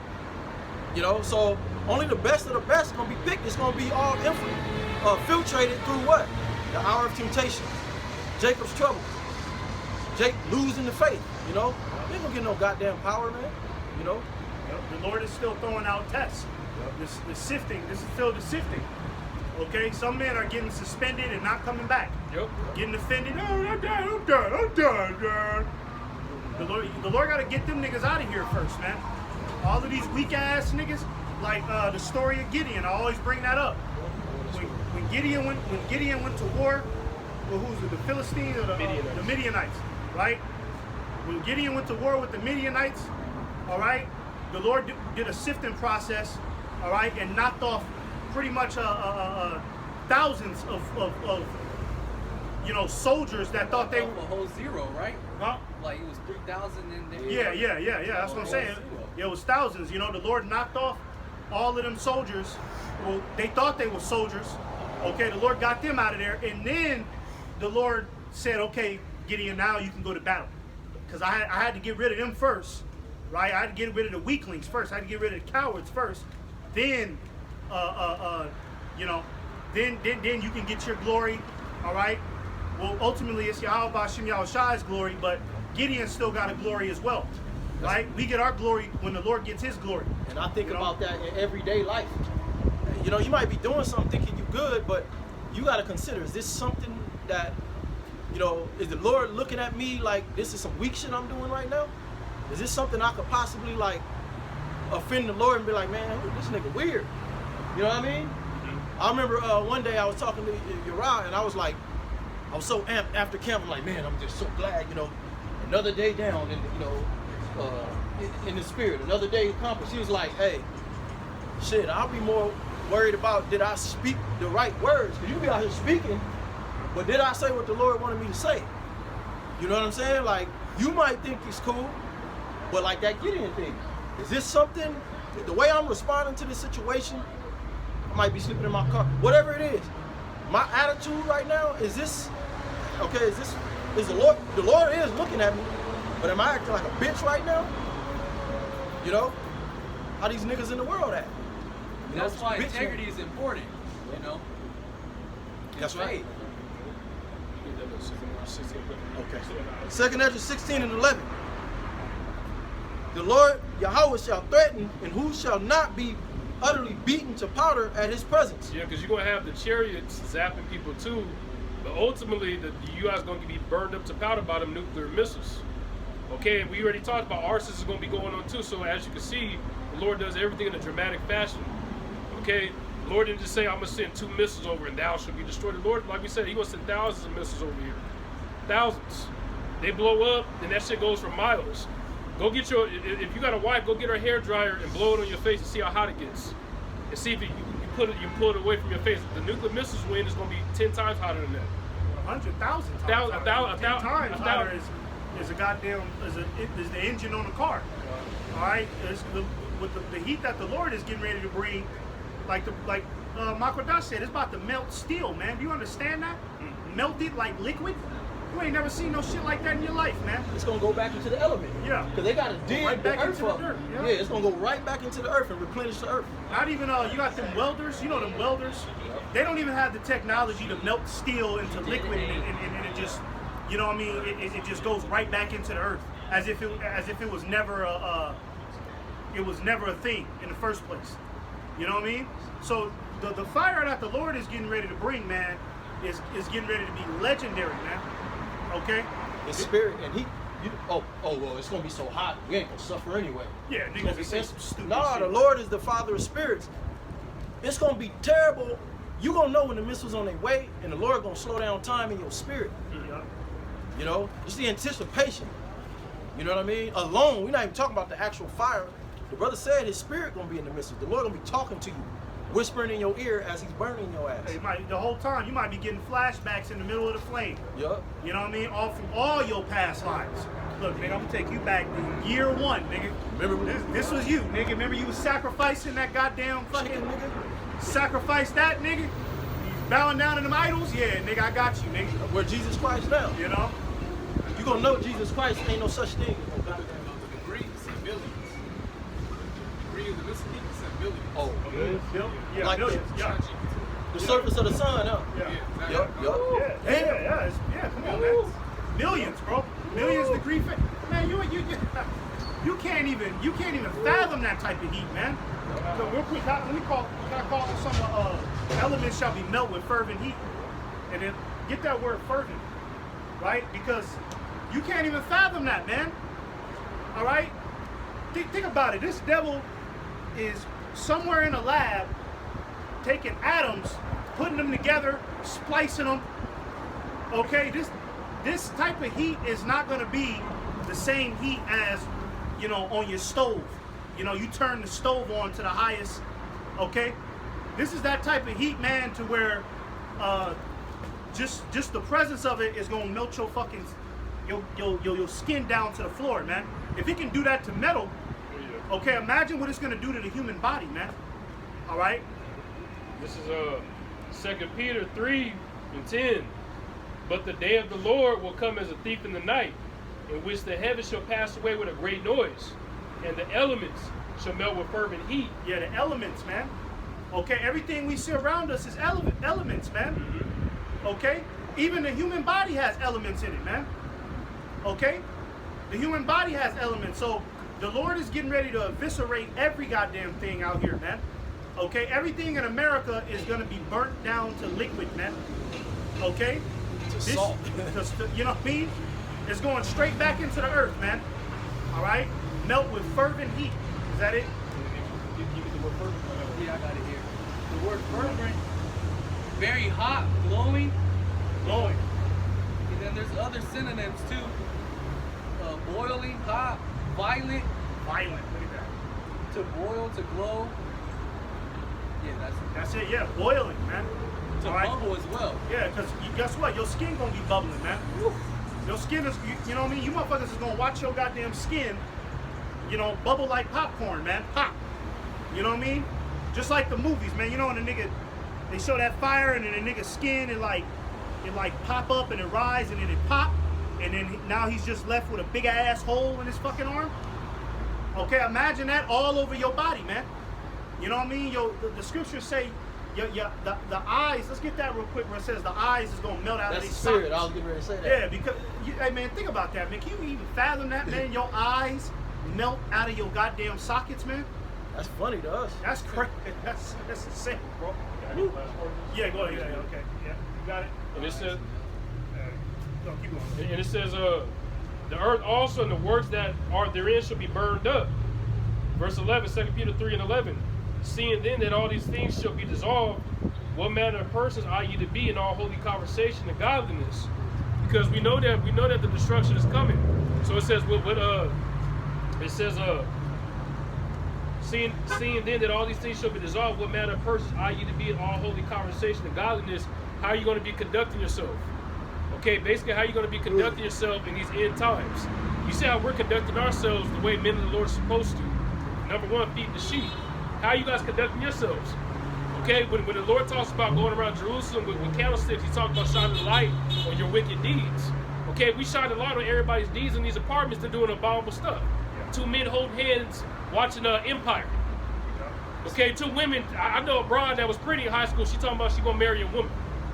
Okay, Anal sex is a big thing. Yeah. You know, you got men out here, you gay, nigga. You know what I'm saying? You a gay ass nigga. Okay. The right conditions, you'll run your rod up in a man's ass. You got some hot box right there, you want some ass. Well, all that nigga need is a glory hole. Yep. He don't gotta know whose ass that is. That nigga yeah. will put his dick in it, you faggot. yeah, That's All right. a big thing too. You know? Punk ass niggas, man. This is the book of Zechariah, chapter 14 and verse 12. And this shall be the plague wherewith the Lord will smite all the people that have fought against Jerusalem. Yeah, this is the plague. Okay, and what is the new Jerusalem that's being set up right now? Okay, that's being set up through the elect. Okay, so everybody who fights against what we're saying, okay, Grow up. yeah. Grow all up, that shit. fucking yeah, fool. Yeah, Nigga act joke. like a 2-year-old. Kid. you know what I mean? But everybody who Yeah, I am motherfucker. dumbass bitch. all right, These You know? motherfuckers so stupid. yeah. That's fighting against Jerusalem. Yeah, exactly. Yeah. That's the spirit. Yeah, that's fighting against Jerusalem. You know, what I mean, making a mockery out of you know what I mean, what Yahweh Bashim Yahushai, you know, the foundation that the Lord is trying to establish, which is the kingdom of heaven. Okay. The Lord made her do that. Yeah. Yep. He be ready to kill her. Yep. So she could be destroyed. If she got flowers, it might be her birthday today.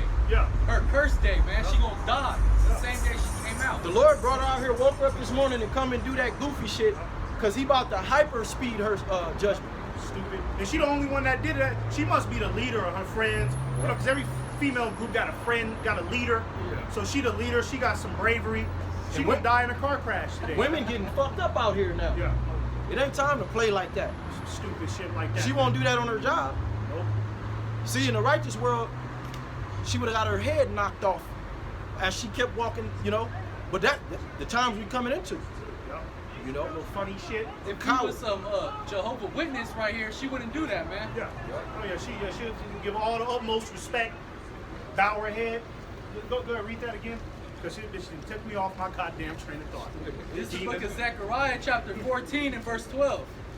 And this shall be the plague wherewith the Lord will smite all the people that have fought against Jerusalem. Yeah. So the average person in America is you have a plague coming towards you.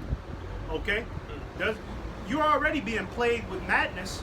Okay, but the Lord is getting ready to It's bring a got plague. demon right here. Oh, what is he doing? Strange demon. Yeah, whatever. Yeah, that's so Yeah, good. but you're already being plagued with madness. The next plague, the Lord is getting ready to consume you. Okay, the Lord is getting ready to put you out of your misery. All right, go ahead. Their flesh shall consume away while they stand upon their feet. Yeah, and like we said, okay, you people are gonna. There's people out here walking around that are gonna actually survive all the way until the nuclear destruction, man. So what we're saying is not going on deaf ears. It ain't like we just saying this and it's just, whatever, man. No, it's actual people that are in Sherman Oaks today that are gonna make it all the way there, right? And they're gonna witness this right here. Read that again, real quick. From the top. No, what you just read. Their flesh shall consume away while they stand upon their feet. Yeah, people out here are gonna witness their own flesh, you know, drip to the floor, man. All right, that heat, man, because they said that the nuclear missiles, the way it works is, okay, first the bomb drops, right? Then you have that destroying wind, right?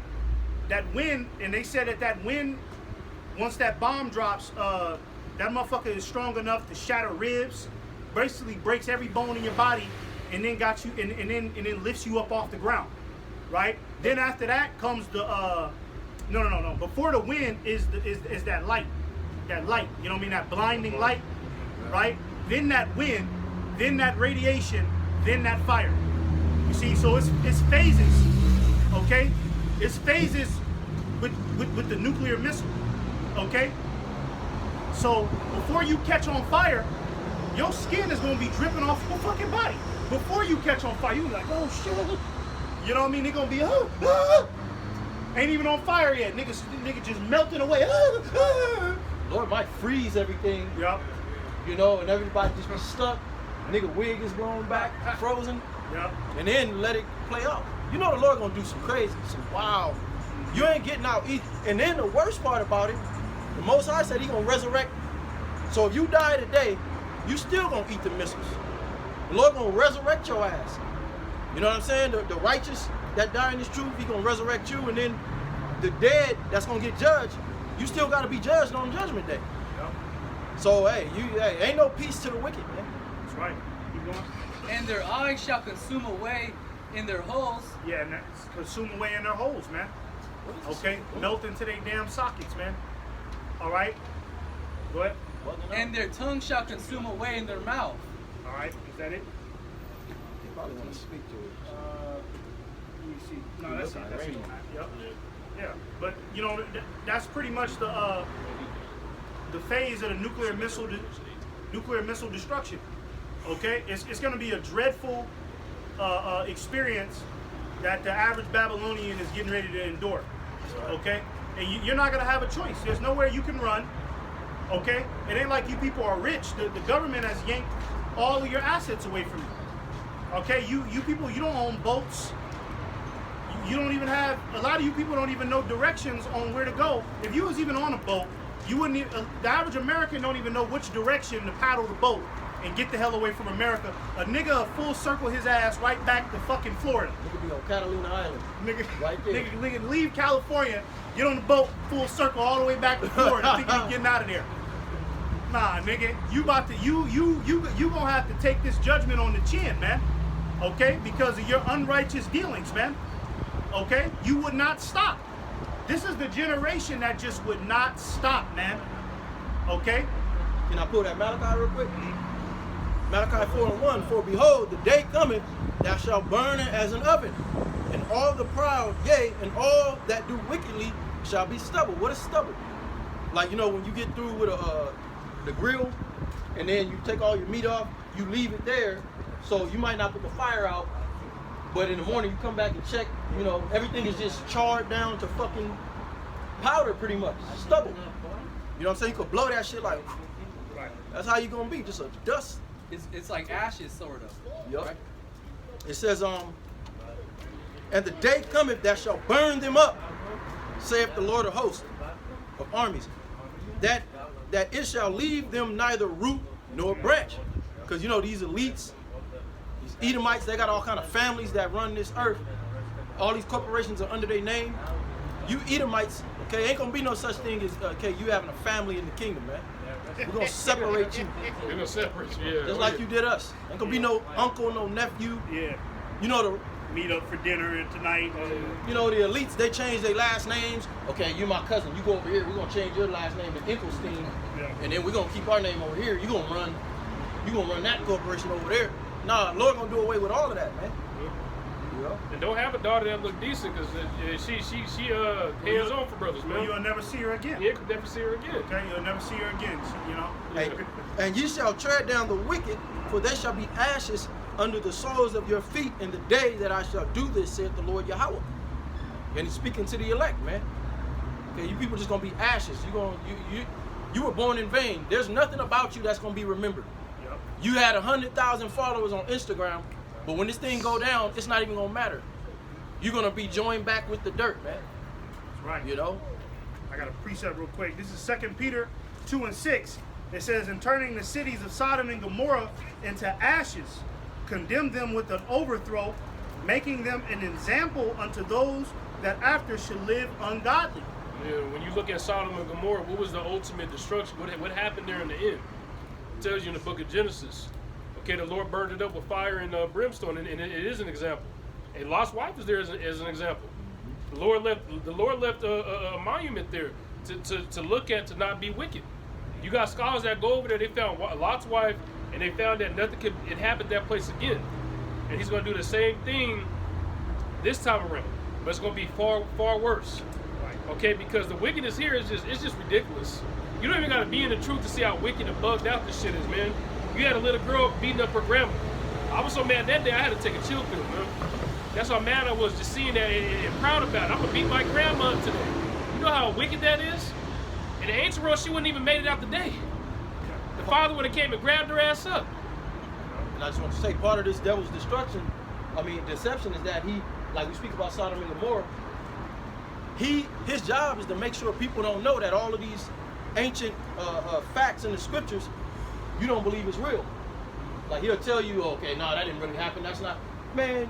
When you search out Noah's Ark, when you search out Sodom and Gomorrah, you know, Mount Ararat, all that stuff is there. The proof is there.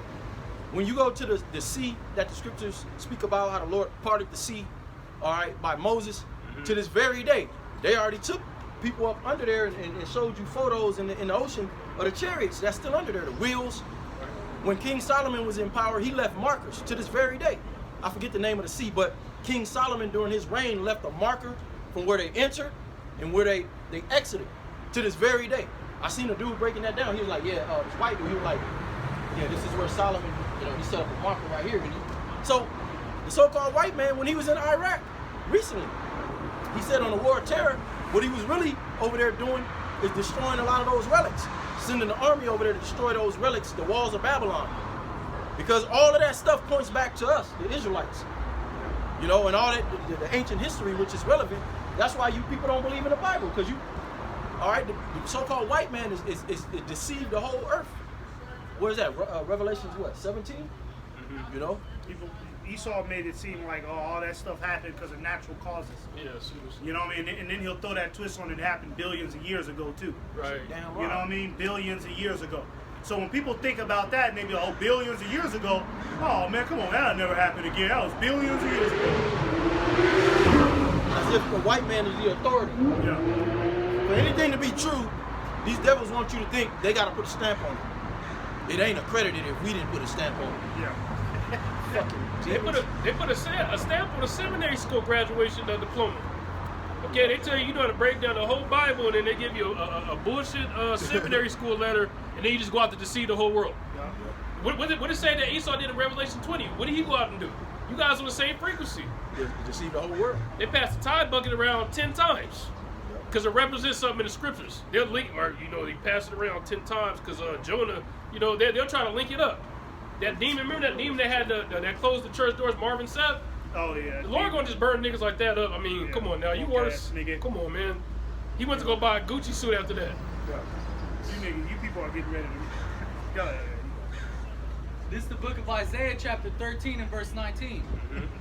In Babylon, the glory of kingdoms, the beauty of the Chaldeans' excellency, shall be as when the Most High overthrew Sodom and Gomorrah. And this brother just got what happened to Sodom and Gomorrah. Okay? And Babylon at one point was known as the land of opportunity. You get the American dream. You come over here, start a business. You bring your family, and life is good. It looked beautiful. Come from a third world country, come from somewhere like India or something. And India has its nice parts, but I'm just saying, they live a impoverished lifestyle in a lot of these places, man, where it's just a war zone. Iran. You go over there, speak wrong as a woman, you got that black woman attitude, you're not going to make it out the day. Okay, so the Lord is going to turn Babylon to that same state. This is before the missiles hit, man. This place is going to be jacked up, and the economy is taking right now. The so-called white man is the reason why these countries are third world. Because to run your own country, you need your own resources. There's certain things you got to do to keep the water clean. You got to have a sewage system. The so-called white man takes everybody's resources. And then, okay, well, you got the rest of it. So, of course, it's going to be third world. And then he takes the best parts of the land. The scriptures say that. He keepeth not at home. Okay, he maketh his desire his hell. He stealeth the man in his heritage. All right? Verse 20. And it shall never be inhabited, neither shall it be dwelled in from generation to generation, neither shall the... And you know what that means? Nobody ain't gonna never be able to live here no more, man. We could just say a plan for you. Y'all like the NLT. Nobody can inhabit this land. Nobody can live here no more. Nobody can survive here. Okay? When you watch those survival movies, they be walking in the desert 2 days. They see a lake of water over there. They go run in the water and miraculously they get something to drink. Try that after the Lord destroy this place, man. And you're not gonna get that far because the ravenous creatures that are gonna be here, man. A vulture will tear your ass up. The Lord will send 10 of them at you. They have a good meal. You send a coyote to come nibble on your leg or something like that. The scriptures do say that. The bird gonna have a feast. The Most High is preparing a feast for all the birds. When all these dead bodies is out here, Pretty good. it's gonna be good that day. We're gonna make sure ain't nobody living over here. All right, the Lord gonna make the land inhabitable, and then the land, as soon as if you ain't a god and you try to come over here, everything on this land is gonna attack you. You know what I mean? If you just a regular human, you know what I mean? The air is gonna poison you. The ravenous creatures is gonna block you off. It's almost gonna be like Area 51. You know, you go to Area 51, you can't even get. They stop you at like 3 miles away. Like, hey nigga, hey, hold on, nigga. Right. You know what I'm saying? That's how the Lord gonna be with, you know what I mean? When it comes down to this land, like nigga, ain't nothing over here to see. It'll be like Lion King, where Mufasa was telling Simba and them, hey, don't go over there. It was like dark. Yeah, it was dark and shit. It was shit. nothing but bones and shit. It's gonna be like you're not gonna be able to come over here. Weird ass noises. You're gonna be like, what the hell is that over there? You don't want to know, nigga. You don't want to know what's over there. You don't want to know. Go ahead. Neither shall the Arabian pitch tent there, neither shall the shepherds make their fold there. Yeah, because when you got today, you got these heathens that come over here and they try to start their businesses. You know, you got Ishmael, he got all the smoke shops and stuff like that. And you got Hamites, they got businesses too. They got all kind of shit. They might start a dry cleaners. Moab might start a food place. That's all about to stop. Okay, you're not about to come over here to set up shop and then thrive. Because that's what they would do. They'll come over here, get a loan for $500,000 and just live it up. They've been built their credit up in China, come over here and just ball out. The Lord's going to bring that all to a stop, because after America is destroyed, these other nations they're going to think that they're going to rule next, like China, Russia. Okay, it's not going to happen. We're going to rule next. We're still in a retail apocalypse. I was just watching a video. While all of these theater tactics are going on in the media, you got big companies shutting down forever. And nobody's questioning that. All the CVS's and stuff, they about to shut all their doors. Dollar Tree, all of these companies are shutting down right before you people, and you think shit don't go back to normal? Are you fucking crazy? You know?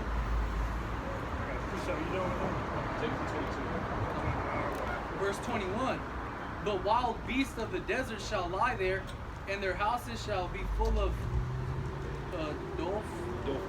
doleful creatures, and owls shall dwell there, and centaurs shall dance there. And the wild beasts of the islands shall cry in their desolate houses, and dragons in their pleasant places. And that's going into, because after the Lord destroys Babylon the Great, you're going to have all these desert creatures inhabiting the land, but that's after the fire cools down. You got to be able to use your brain, man, when you read the scriptures. There's not going to be a vulture in the fire chilling looking for dead bodies. After the fire calms down, then they're going to have a good dinner. And get this, it's going to be cooked. And whatever, there ain't going to be nothing left, you know what I mean? But one of the first jobs of the heathens, it talks about it in the scriptures in the book of Ezekiel, is going to be burying the bodies. That's going to be one of the first jobs. They're going to be burying the body. One of them is going to stab the ground. Somebody else is going to come behind them and bury the body. And y'all can shut the hell up, because my tolerance is ready like this. A dragon is not talking about a fucking. It's talking about like iguanas and desert-like creatures. Komodo dragons, certain lizards, iguanas. I don't know the names of these motherfuckers, but they even call them dragons. You got mini ones. You got the big ass Komodo dragon. Only they can survive in those conditions. Desert conditions, and certain owls and birds and creatures like that. Their skin, that's what their skin was made for. You know what I mean? Leviathan he's a reptile. You know what I mean? He's of the reptilian family. He's way deep in the ocean, and his skin can survive that. It talks about his skin not being able to be penetrated. So you got these Komodo dragons and these animals. All right, their skin. Their organs are going to be able to survive in that type of weather, that type of environment. You know what I'm saying? So they're going to be the only ones that's going to inhabit this land. All right. Everybody else is going to be flourishing on other parts of the earth. All right. It'll be a paradise everywhere else, but America would be left as an everlasting monument of what wickedness, basically the end results of wickedness, man. You know. You get that last part of it too. And her time is near to come, and her days shall not be prolonged. Okay, and that's talking about Babylon the Great. Okay, it was a minute when the vision tarried. Okay, but we've been measuring the time diligently, and we know that this place is about to be destroyed. The whole, the Lord ain't coming, like Alazar said, the Lord ain't going to be here for another 1,000 years, 30 years, X, Y, Z. You got people saying that because they like it here. they're getting tied money, they got a good job, they might have 3 wives. Because the scripture says you can have 3 wives, but a lot of times it's not expedient, man. Having 4 wives right now, I go crazy. I can barely deal with 1. You know what I mean? So it's not always expedient. People that say the days are prolonged, they love it here. Kirk Franklin would probably say that this is going to go on forever, which he's a flamer that wears lipstick. He's a faggot. Just like Kevin Hart. All of them get down like this. They all say the days are prolonged because it's peaches and cream here. They're rich. Okay? It's going to crush them when they don't matter. And we're getting to that point. It's getting to a point where Chris Brown can walk down Sherman Oaks and people are going to be more worried about survival than giving a shit about him walking by. And you know, a lot of them niggas, they don't want this shit to end because they know that the destruction of this world, well, basically, these niggas have sold themselves to this world. So when this world falls, they know by default they gonna fall too. They know that, okay, if judgment is coming for America, coming for the so-called white man, Kevin Hart and Diddy and all of these goddamn demons, they know that, okay, if judgment coming for him, it's got to be coming for me too, because I was right along with this nigga doing them rituals and drinking that blood with him. So of course they gonna say, oh well, nah, this shit ain't gonna end, because they don't want to face their judgment, man. Well, Hollywood is over anyway. Yeah. Name some major movies that's come out. Everything is on Netflix. You think Hollywood actors done took a huge pay cut? You know, and Hollywood is over with. You don't hear nobody saying I'm going to California to become a star no more. It's through. And you know, and they also about to replace a lot of these actors and you rappers with AI. Yep. You know what I mean? Look, AI is, I be watching this shit on the internet, I'll be like, yo, what the fuck? You be thinking this is a real goddamn movie or a trailer, right? And this is just the beginning of the AI capability, okay? It's only gonna increase because this is the technology that Esau wants to put inside of people. So by the time this shit is completely wrapped up, AI, you ain't even gonna be able to tell the difference, man. That's why all of these, it's all controlled demolition. All of these movies on Netflix and shit now literally are preparing the people's minds to get that chip. Yep. Trying to make. I was just watching a movie last night called Updated or something, where the nigga, he got paralyzed in an accident with his woman, and they had this chip technology that could bring back his movement but make him even, nigga had like spiritual power. He was like a master martial artist, and he used that technology, which he wasn't supposed to. It was a trial experiment he'd allowed to be worked on himself. But when he got into that accident with his wife, when they got in the car accident, some people pulled him out the car and killed his wife and shot him. I forget what happened exactly, but he used that chip technology to get vengeance. And the people that gave him the technology was like, look, you can't be out there doing that. This is an experiment. You're gonna get us outed. So that's all to make you want to get that chip. Yeah. Oh, if I get this chip, then I could Remember, he was coming up against cyborgs. Oh yeah, the rest of them was cyborg. Yup. I forgot about that. They was he didn't even know. He just ran into like other cyborgs that was like him, huh? Yeah. Yup. Yeah. That shit was tight. Yeah. But all the movies are like that. Black Mirror. Yup, Black Mirror. Yeah, Black Mirror. Every episode is about the chip, man. Every episode, so everything is leading towards one direction. You know, I got this preset real quick. Man. This dude's He said we thought we were gay. Huh? He said he was talking to me, so I thought yo, was he gay? And then I seen Bible because he was seeing like the masculinity. Yeah, he's a clown, man. Let me get this. Jeremiah 51, starting at verse 24. Verse 24, it says, "And I will render unto Babylon and to all the inhabitants of Chaldea." That nigga on meth or something. Cause he been bugging. That nigga grabbed a leaf blower and I was like, this nigga tripping right now. Yeah, I was like, what's yeah, I almost told him, bro, like, get away from that car. That nigga like he's gonna run that right bitch on the curb. Yeah. This is Jeremiah 51 and 24. It says, and I will render, Salakia, it says, and I will render unto Babylon and to all the inhabitants of Chaldea all their evil that they have done in Zion in your sight, saith the Lord. Behold, I am against thee, O destroying mountain, saith the Lord, which destroyeth all the earth.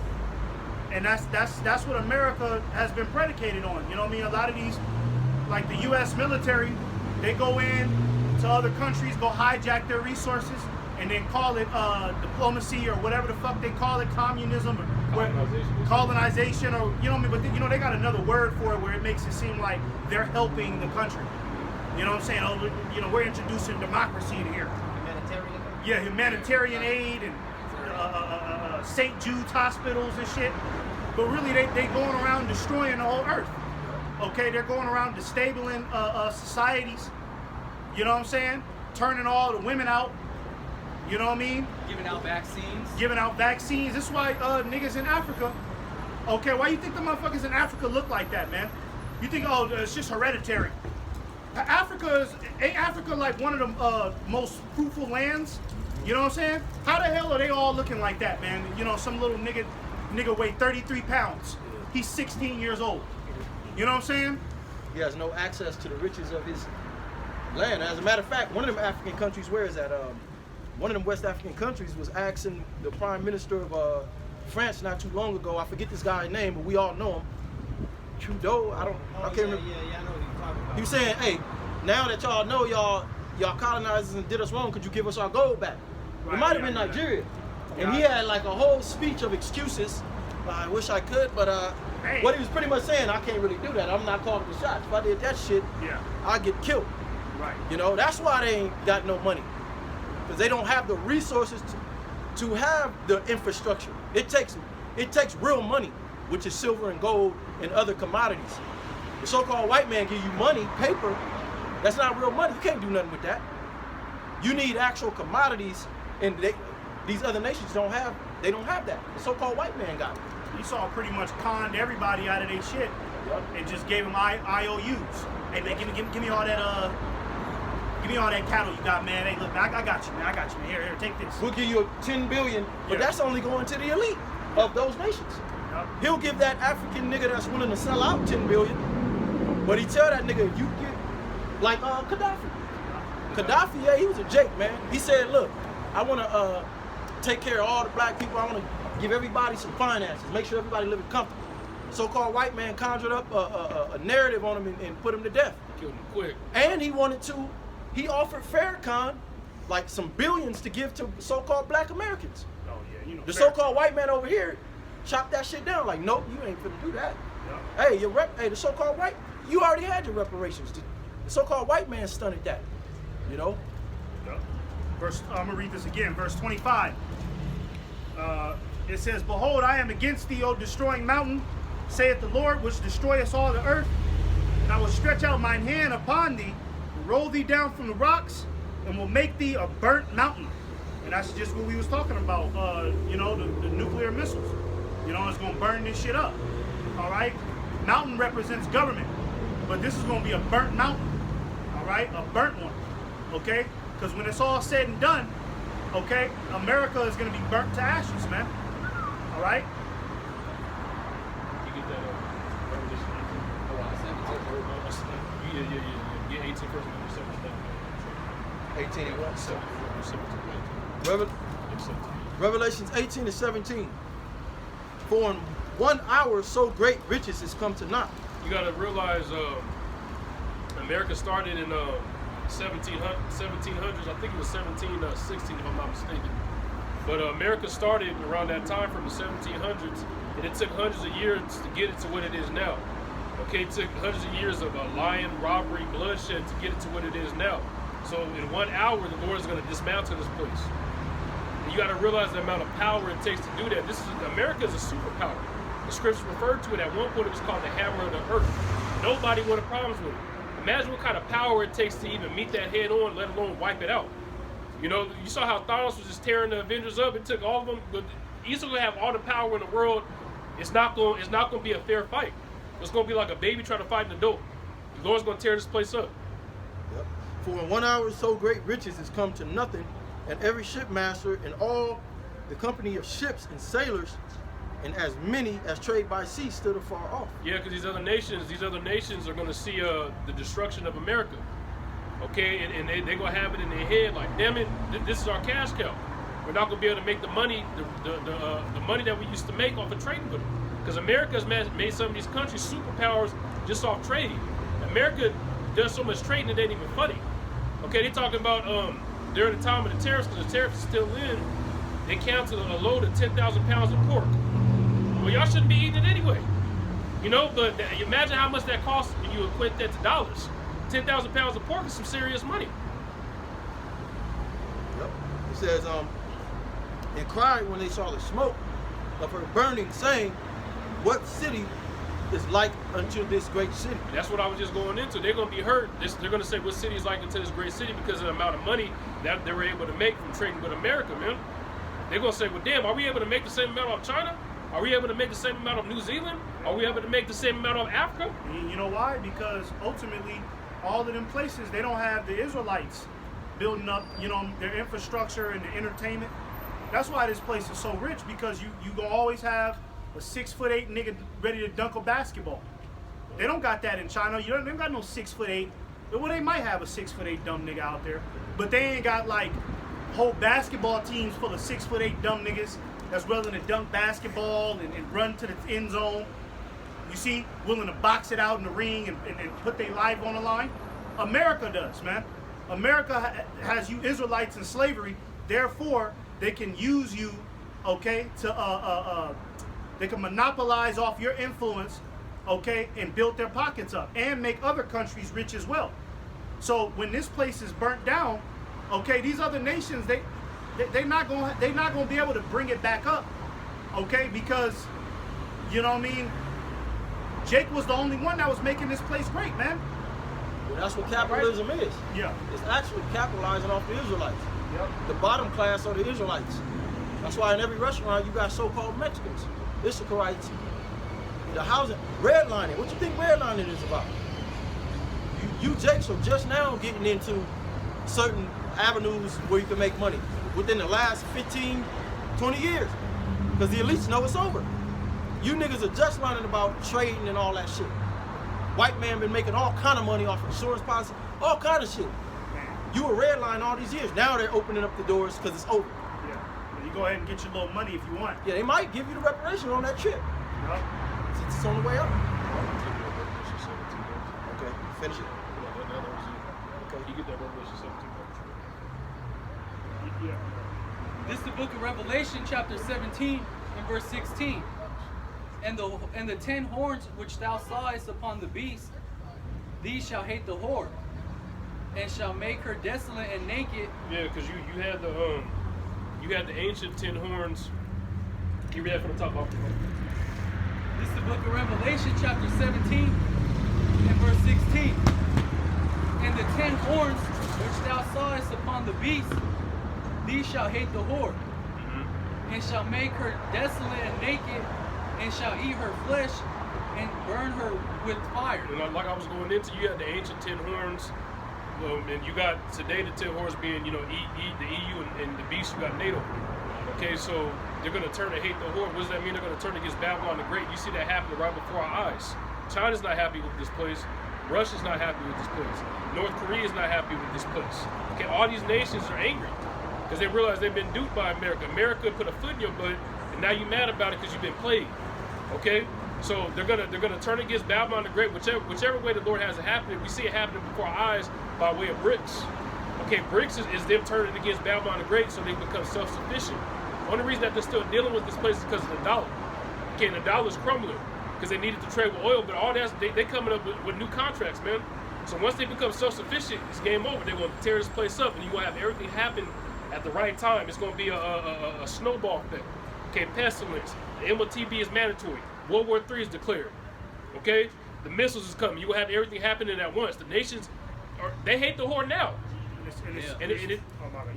In the book of Daniel, it says that her look was more stout than her fells because America's proud. It talks mess about these other nations. They aren't on our level economically with the military. They're not thriving the way we are. So they're ready for some type of way by how you're looking at them. You're looking at them like they're less than. It's fucked up because America has dragged you American citizens into a war that you don't even know anything about. You know what I'm saying? Like, for an example, that what Donald Trump just did out there in Iran, a lot of people, oh yeah, that's what's up, man. Hey man, Donald Trump, man, he got us, man. He did that for us. But then what are they saying on the news? What are they saying? What are they telling people on the news now?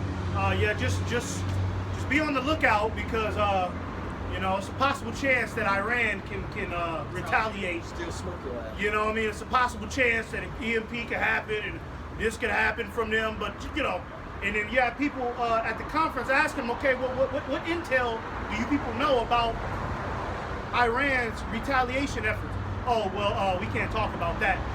So you got America bringing the average citizen into a war, you know what I'm saying, that they don't even know about. America has made themselves an enemy against NATO and the EU, okay, and you people don't even know that.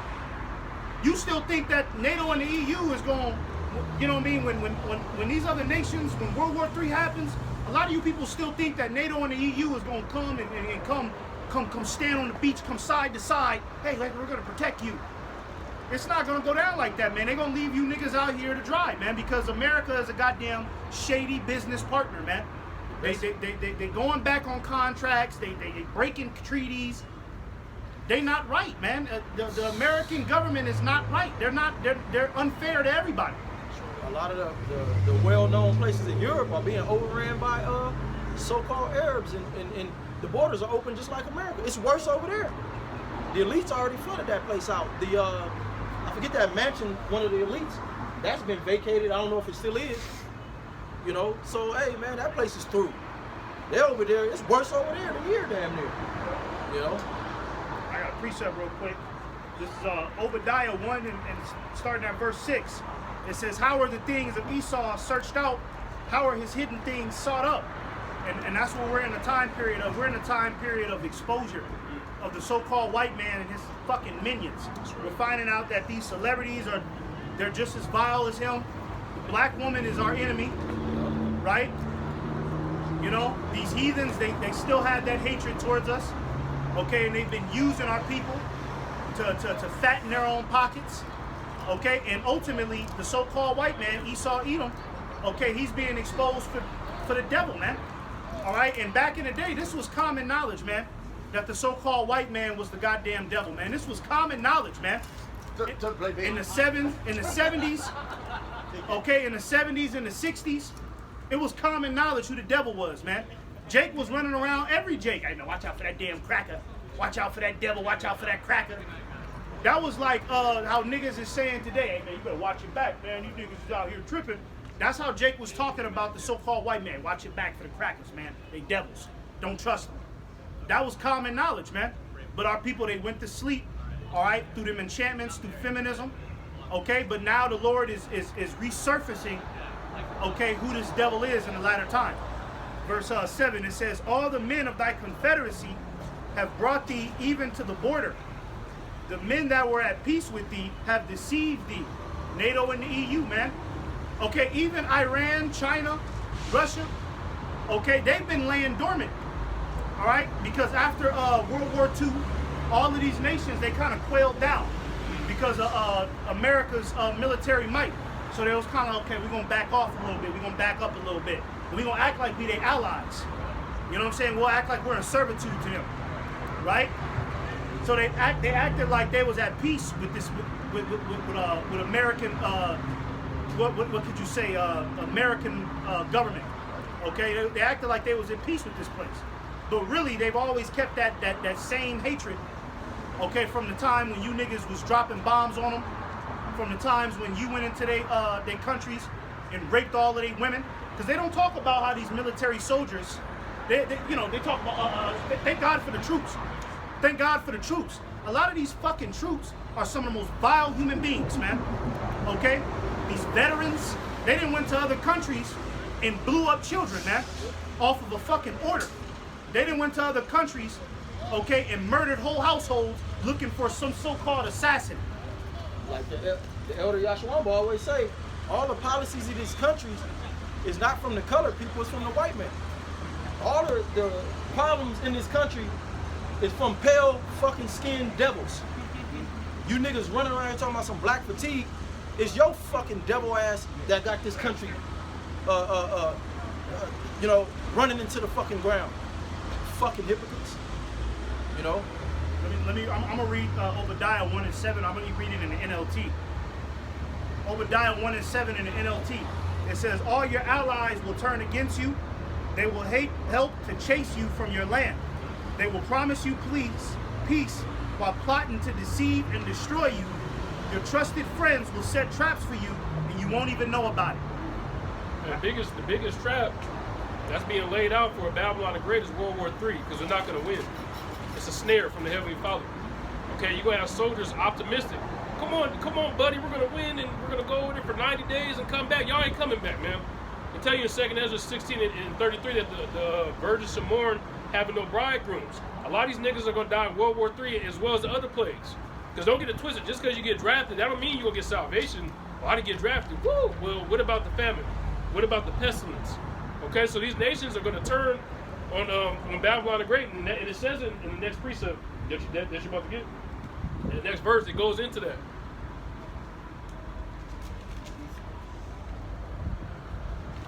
Because everybody's coming to realize, especially with Donald Trump in office. Donald Trump, he's a straight asshole.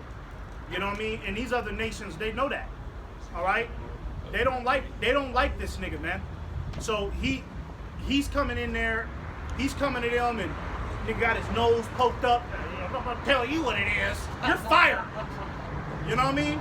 Nigga telling a goddamn fucking a Chinese general, you're fired. Like, who the hell does this nigga think he is, man? They can't stand you goddamn Americans, man. And then they looking at the corruption of your government, and then they look at the people, they're like, oh, you people, y'all love it over there. Y'all are all in agreement with the American government, you know what I mean, putting all sorts of hell on us and destabilizing our country. We gonna shoot nuclear bombs over there and decimate all you motherfuckers, man. You know? They're not, you know, Iran and China and Russia, they're not saying death to Donald Trump, death to Joe Biden. They're not saying that. They're saying death to America, man. Right. Meaning the whole land. That whole land is guilty. Not just Donald Trump. All you niggas, okay? So a lot of you Jakes because you got Jake on TikTok trying to make a joke out of it, like, well, that ain't my war. But what the fuck you mean, nigga? You over here in America eating pizza, nigga. You over here in America going to the nightclubs and participating in all these goddamn parades and shit. What the fuck you mean that ain't your war, nigga? Yeah, you benefit off the fat of America. Mm-hmm. Donald Trump was an actor anyway. Yeah. You should have known something was up when they first put him in office. That should have been an alarm right there. You know? Yeah, He's a fucking actor. He's been groomed up. Yeah, come on, man. I'll be surprised if he's really even a billionaire. He probably got access to it, but hey, that's his script. Just like they give these rappers. Okay, you got shot 14 times, and you're the toughest gangster in the world. 50 Cent went from the biggest gangster ever, take down the world's military, to a fucking GQ. Sodomite, man. Faggot. You know, niggas just laughing, smiling every time. Every time you see this nigga, he's smiling, man. You know what I mean? You know? 17 to 16, yeah, 17 to 17. This is the book of Revelation, chapter 17 and verse 17. For the Most High hath put in their hearts to fulfill his will. In their minds. Okay, because you got Putin getting on the news every day. If they don't stop, I'm going to press the button. That's the Heavenly Father turning his mind, man. Okay, how come he didn't have these thoughts 10, 20 years ago? The time is now, that's why. So the Lord is turning these kings' hearts, these so-called leaders of these nations, he's turning their hearts to fulfill his will, which is Babylon being destroyed. Okay? For the Most High hath put in their hearts to fulfill his will, and to agree, and to give their kingdom unto the beast, until the words of the Most High shall be fulfilled. And what this brother was just going into, how the other nations at first they agreed, okay, we're with America, you guys are doing the right thing, we'll take on your philosophies, we'll make a pact with you. Okay, they did that leading all the way up to this point so they could turn on them by way of prophecy, man. It's prophecy, all these nations being angered at America. It's not just they woke up one day and said, you know what, I'm going to press a red button. The Lord's been working on these leaders' minds for some time now. Okay? So the time is now that this place got to be destroyed, and that the leaders of these nations are going to turn against it. The leaders of these nations, they dream about destroying America because they want to rule next. Okay, they want their economy to thrive like America. And all it goes back to is they want to be like America. Because America was a land of opportunity. They want to bring that same opportunity to their country. Yeah, if let's just say, for instance, if Russia and China let's just say, for instance, they defeated America in World War III, right, and burnt this place to the ground. All they would do is just fight for power. Right. So it'll be a never-ending fight for power. This is why Yahushua is the equalizer. Right. He's gonna come and stop all of you niggas. 2nd Ezra 13. You probably gotta go through that. Yeah. Shit, on the road, yeah. Did you want me to get Ezekiel 39:3-8. Ezekiel 39:3? I will smite the bow out of thy left hand, and will cause thine arrows to fall out of thy right hand. We're going into Russia because when these missiles get shot, that means that they're going to hit the targets that they're intended to hit no matter what. It don't matter. Okay, you can come up with the Golden Dome and a missile defense system. You can come up with all these catchphrases that you're going to do to stop the Heavenly Father's plan, but it's not going to work. The missiles that are intended to hit their targets, they will hit their targets. It says, thou shalt fall upon the mountains of Israel. And the mountains represents the governments. Okay, and it's talking about Israel because the Lord is going to judge Israel at the same time as he's judging Babylon the Great. Israel's going to be wiped out as well. Thou and all thy bands and the people that is with thee, I will give thee unto ravenous birds of every sort. Ravenous bird is something like a vulture. Okay, one of the creatures that feed on dead bodies, that feed on just carcass. Okay, because we got that earlier. So they're going to come get their feast on after Babylon gets destroyed. It's going to happen over there as well. I will give, and to the beasts of the field to be devoured. And you're going to have, like we was going into, it's not going to just be birds flying around eating stuff. You're going to have actual beasts moving around looking for food as well. Okay, this is all by the way of prophecy. This is the Heavenly Father's will that these things are going to take place. Oh, you want me to keep going? Oh, sorry. Okay. All right, Ezekiel 39 and verse 8. Oh, 3 to 8, okay. Behold, it is come. I skipped 7, huh? Okay. Let's go straight. Go to 5. Okay. Ezekiel 39 and 5. Thou shalt fall upon the open field, for I have spoken it, saith the Lord Yahweh, and I will send a fire on Magog, and among them that dwell carelessly in the isles, and they shall know that I am the Lord. It says among them that dwell carelessly because these other nations are going to think, okay, since we're tearing America up, but surely nothing ain't going to happen to us, man. We good. The Lord going to tear their ass up too. Okay, the Lord's going to judge them in some sort of fashion to where they're going to know that it says, because at the end it says that they should know that I am the Lord. So they're going to know it's of the Heavenly Father when the Lord breaks their system down as well. Okay, you think y'all going to be living good and the Lord just going to tear this up? The Lord's going to judge you guys as well because you guys are wicked in the end. So will I make my holy name known in the midst of my people Israel. And I will not let them pollute my holy name anymore. And our name is polluted here, the negative stigma that's stuck on us. When you read the book of Habakkuk, the 2nd chapter, it says, woe to him that give his neighbor strong drink, the philosophies of this place.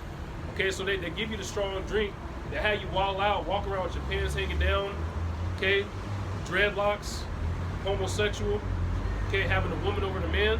Okay, they look at that and they laugh. Okay, they say that what nation is Israel? They pollute our name. They talk negatively of us. All right, and they give us the bottle to be polluted with. So the Lord says that's not going to happen no more. We're going to be known as the gods of the earth. Okay, there ain't no getting past us. Yahweh Ba'Shem Yahshua went down, King David, and us. We are the rulership of the planet Earth. Behold, it is come and it is done, said the Lord Yahweh. This is the day whereof I have spoken. This is the day where the Lord has spoken of, so it's already written. We're just waiting patiently for these last couple prophecies to come. So what? So we can rule next. And what do men with power want? More power. We're gonna have we're gonna get our sovereignty back, our rulership back. Our women are gonna be in order. Our kids are gonna be in order. We're gonna get to eat clean food, breathe clean air, man. That's better than anything. You know, King David said one day in thy courts, man. That's better than 1,000 days on this side. You could imagine the time we're gonna have in the kingdom. You know, so it's already been written that this place is going to be destroyed and we're going to rule next. We're just waiting for the prophecies to take place. You have to have patience in this faith, man. That's right. And they that dwell. Did you want me to just end it? Yeah, that was it. And then I got to close it. We got to keep going until like chapter 5. We can go through 7 Numbers 13. Yeah, let's start at Revelation 19 when the Lord entered on a white horse, and then we can jump on that. You know, it's going to lead to all the other scriptures.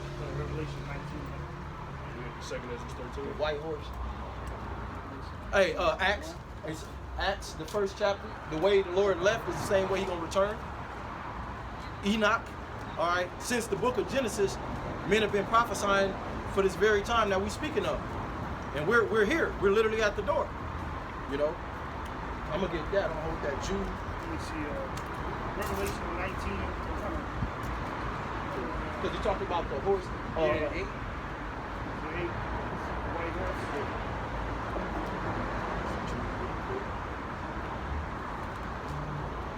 I'll find it right now. Yeah, it's 11. It's 11. Okay. This is the book of Revelation, chapter 19 and verse 11. And I saw heaven opened, and behold, a white horse, and he that sat upon him was called Faithful and True. Horse just represents power. I forget where it's at in Psalms. It says, I have seen servants upon horses. And roughly paraphrasing, the men that are supposed to be in power, which the Israelite men, upon the, you know, pretty much walking the earth. A horse represents power. If you sitting up on a horse, that represents power, dignity. Okay, and the heathens, these weak ass heathens are the ones they're in the power seat right now. So that white horse, read it again. This is the book of Revelation, chapter 19 and verse 11. And I saw heaven opened, and behold, a white horse, and he that sat upon him was called Faithful and True, and in righteousness he doeth judge and make war. Yeah, the Lord is coming back on what you ignorantly call a UFO, a gigantic fathership. You know, and white is synonymous with power, or holy, or perfection, light, perfection. You know, if somebody could just get that, I seen servants upon horses, just to make that clear. Ecclesiastes 10:7. Oh, that's what it is? Yeah. Okay, I'm sure. Okay, just get that real quick, and then I'm gonna get that Jude. All right, He's gonna make war. The Lord is not coming back to issue out brownies with sprinkles on the top, man. Everybody just come together. No, you people not even together right now. All these people, you know, talking shit on social media about the Lord's people. The Lord is coming back to make war with you, you fucking demons. That's why the Lord is making war with you Northern Kingdom, you Latinos right now. That's right. Fucking your shit up. Embarrassing your stupid ass. You know? You say you want that servants upon them? Yeah. There's Ecclesiastes 10:7. It says, I have seen servants upon horses and princes walking as servants upon the earth. Yeah, see that princes are the children of the Most High. We're on punishment right now. We're walking the earth. Meanwhile, the heathen, they sitting up on a horse. You know, like they got the police horse and they come over you and they beat you with a stick on top of the head. It does represent power because, like you said, Esau come through on that horse and you know what I mean? He come scout the land out, and then all Jakes know when they see Esau on that horse, he mean business. They use that for riot control. Yeah. You actually got that statue, that general, a Edomite general with a Gadite, a Judite side. Wasn't that a president? Yeah, President Roosevelt? Yeah. Yep. A famous statue out there that shows that depiction. You know? So that white horse, was there any more on that? It speaks about his appearance. Should we get that? Okay.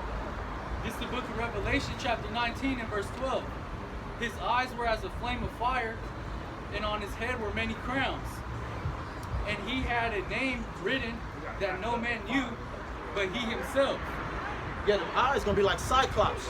That's what that red represents. Okay, he might look your way and just laser beam you. All right, but that war, he's coming to make war. He gonna have the crowns, which is parabolic speech, of all of these world leaders, all of these so-called white men and these elites around the world that think they running shit, pulling the strings. He's coming to make war with them. Okay, I'm gonna get this in Jude. This is Jude. Can somebody get it for me? Jude 1. I mean, yeah, of course it's 1. Jude 1 and starting at 14. Bible show. And then, of course, we don't have enough time, but Second Esdras breaks it down. You know what I'm saying? 13. I'll get a couple verses out of Second Esdras.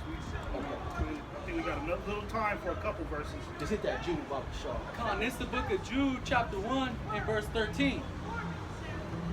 Raging waves of the sea and foaming out of their own shame, wandering stars, to whom is reserved the blackness of darkness forever.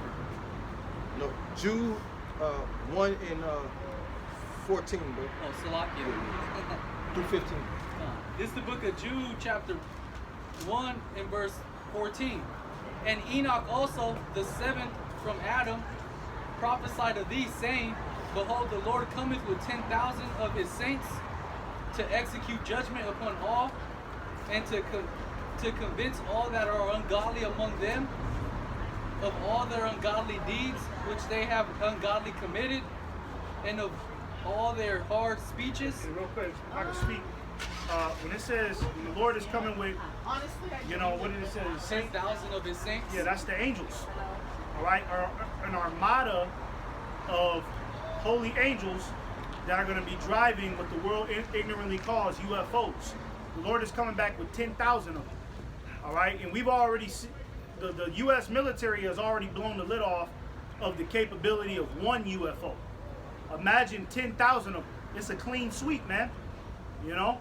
He said to convince by that destruction. And he said, Enoch, you say that the Old Testament is done away with. Enoch was the seventh from Adam. Going all the way back to the beginning, all right, the prophets had this knowledge. That was a long time ago, thousands of years ago, they was prophesying about this day. So this is nothing new under the sun. So the so-called white man lied to you. He tells you that he done caught some UFOs in Area 51. That's a goddamn lie. You can't capture the angels. Crazy? He always trying to make himself seem like he's above everything. And you people are, you know, you trust in the white man. You're going to die with him. Listen to what the scripture's saying. Outside forces, the Most High and his angels coming back. But you siding with the white man. You fucking fool. The 2 Ezra 13. Start at verse 2. All right. Start at verse 2. This is okay. This is 2 Ezra 13:2. And lo, there arose a wind from the sea that had moved on the waves thereof. You know what I mean? So when Yahweh Shai, when he enters the atmosphere, okay, well, you know they got the sea and the heavens, the Shemayim, all right, the waters. When Yahweh Shai, when he enters this atmosphere, all right, he's gonna move all of the waves, and basically the earth is basically waters in itself. So the waves when it's talking about the waves is gonna get moved, meaning that the whole earth is gonna gravitate towards his presence. Everybody's gonna shake the whole earth, trees, the deers, because everything on this earth is made of water. You know what I'm saying? So the waves moving, that's the waves and everything. You know what I mean? The water that's in every goddamn thing on the earth. You know what I mean? The Hebrew word for the sky, for the heavens, It's Shemayim. is Shemayim, Yeah, which means waters. yeah, the waters. You know. It says 2 Ezra 13:3. And I beheld, and lo, that man waxed strong with the thousands of heaven. Yeah, the thousands of heaven, man. Okay? And this right here, this is a clue that the UFOs are the angels, man. Okay, because they're coming from the heavens. You see? I don't understand. You know what I mean? It's You rather believe in them green yeah, niggas? you rather believe in them little green motherfuckers, but you can't believe that the angels operate the so-called UFOs. That's just far out. Yeah. But them little green niggas, them little Martians, A blob of slime. He'll come out. come out with, He you got know, all this technology, but he's a blob. Like, come on, bro. fucking monster with 8 heads. Bro. Motherfuckers would rather believe that. You know, you got people with a real doctrine of that, the Zeta Reticuli. I'm from that. I'm actually from Nebulon. You know, you niggas think they from places like that, man. Yeah, they're a weirdo, man. The Anunnaki. And then No. they come down here with that raggedy technology in the Yeah. movies. Yeah. You know what I'm saying? That shit break down. They need a part. They gotta go look at AutoZone to get back to home and shit. That's why these people, that's why they think Esau gonna win. Because they got that in their mind that these little Martians is pew, pew, pew. You know what I mean? Some all the video games, Halo. Remember Halo? It was That shit was hard. Yeah, Halo hard as hell, Yeah. but the whole premise of the video game was the aliens with guns. You know what I mean? Guns about the same power as a goddamn regular assault rifle. Yeah. No, it ain't going down like that, man. Okay, one angel could level this whole planet, and you know what I mean? Yep. So, hey, you do the math, man. Got it? Yep. 2 Ezra 13:3. Sloppy. And I beheld, and lo, that man waxed strong with the thousands of heaven. And when he turned his countenance to look, all the things trembled that were seen under him. And whensoever the voice went out of his mouth, all they burned that heard his voice. Well, that's dealing with them laser beams. You know what I mean? The laser beams that's gonna be coming from the chariots, man. The Lord is gonna be zapping niggas personally. You gotta be a wicked scoundrel piece of shit if the Lord come down here and zap you personally.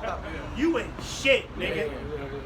You the worst of the worst. That's one of the ones that went for Barnabas, man. Yeah. That gotta be. Using Like Job's. the Lord said, even them that pierce me. Yeah. You know what I mean? It's gonna be you niggas. The Lord gonna come back and zap your ass personally, man. Hey, the Lord said, Job said, what is man that you even consider us? Like, why would you even consider our sins or anything? Like, who the fuck are we? Right. So if he come back and fucking zap you, nigga, you got to be there. You got to be a Ultimate goddamn demon, nigga. Go ahead. Back at 2nd Ezra 13:4, and whensoever the voice went out of his mouth, all they burned that heard his voice. Like as the earth felt when it filled the fire, and after this I beheld, and lo, there was gathered together a multitude of men out of number from the four winds of the heaven to subdue the man that came out of the sea. But I beheld, and lo, he had graved himself a great mountain and flew up upon it. Yeah, I think we can stop right there because I see brothers wrapping it up. Yeah, but that's talking about basically, you know, all of these nations. They've all came up with a confederate plan that when the Lord returned, because they know that's the Lord. Don't get it confused and think that these niggas don't know that that's Yahushua coming back. They know, all right. They know more than the average person because they're getting their knowledge straight from demons. So they know.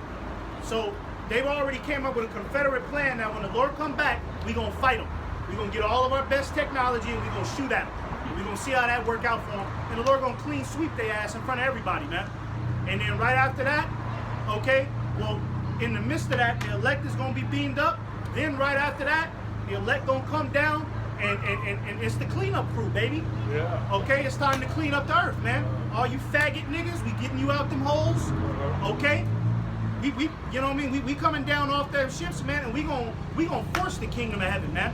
Just like how the so-called white man forced his goddamn American policy on you Negro, Latinos, and Native Americans. We gonna force the kingdom of heaven on you niggas, man. You gonna speak the Hebrew, nigga. That's right. Okay? That's why the scriptures say, woe unto them that desire the day of the Lord. You don't even know what that's about, nigga. That's about the Israelite man putting his foot in your ass sideways, man. You know? Well, ultimately, I'm gonna end it with this real quick. Revelation 6, because this is what I was looking for when I said Revelation 9 and 2. And I saw, and behold, a white horse, and he that sat on him had a bow, and a crown was given unto him, and he went forth conquering and to conquer. All right? So, hey, that's Yahushua. Independence Day. When the skies cracked, and it was like, the seventh trumpet, Donald Trump is in office. You know? And then what happened? The ship cracked the skies. All right, it speaks about it in Habakkuk, how the smoke, that same depiction okay, Independence Day is in the book of Habakkuk.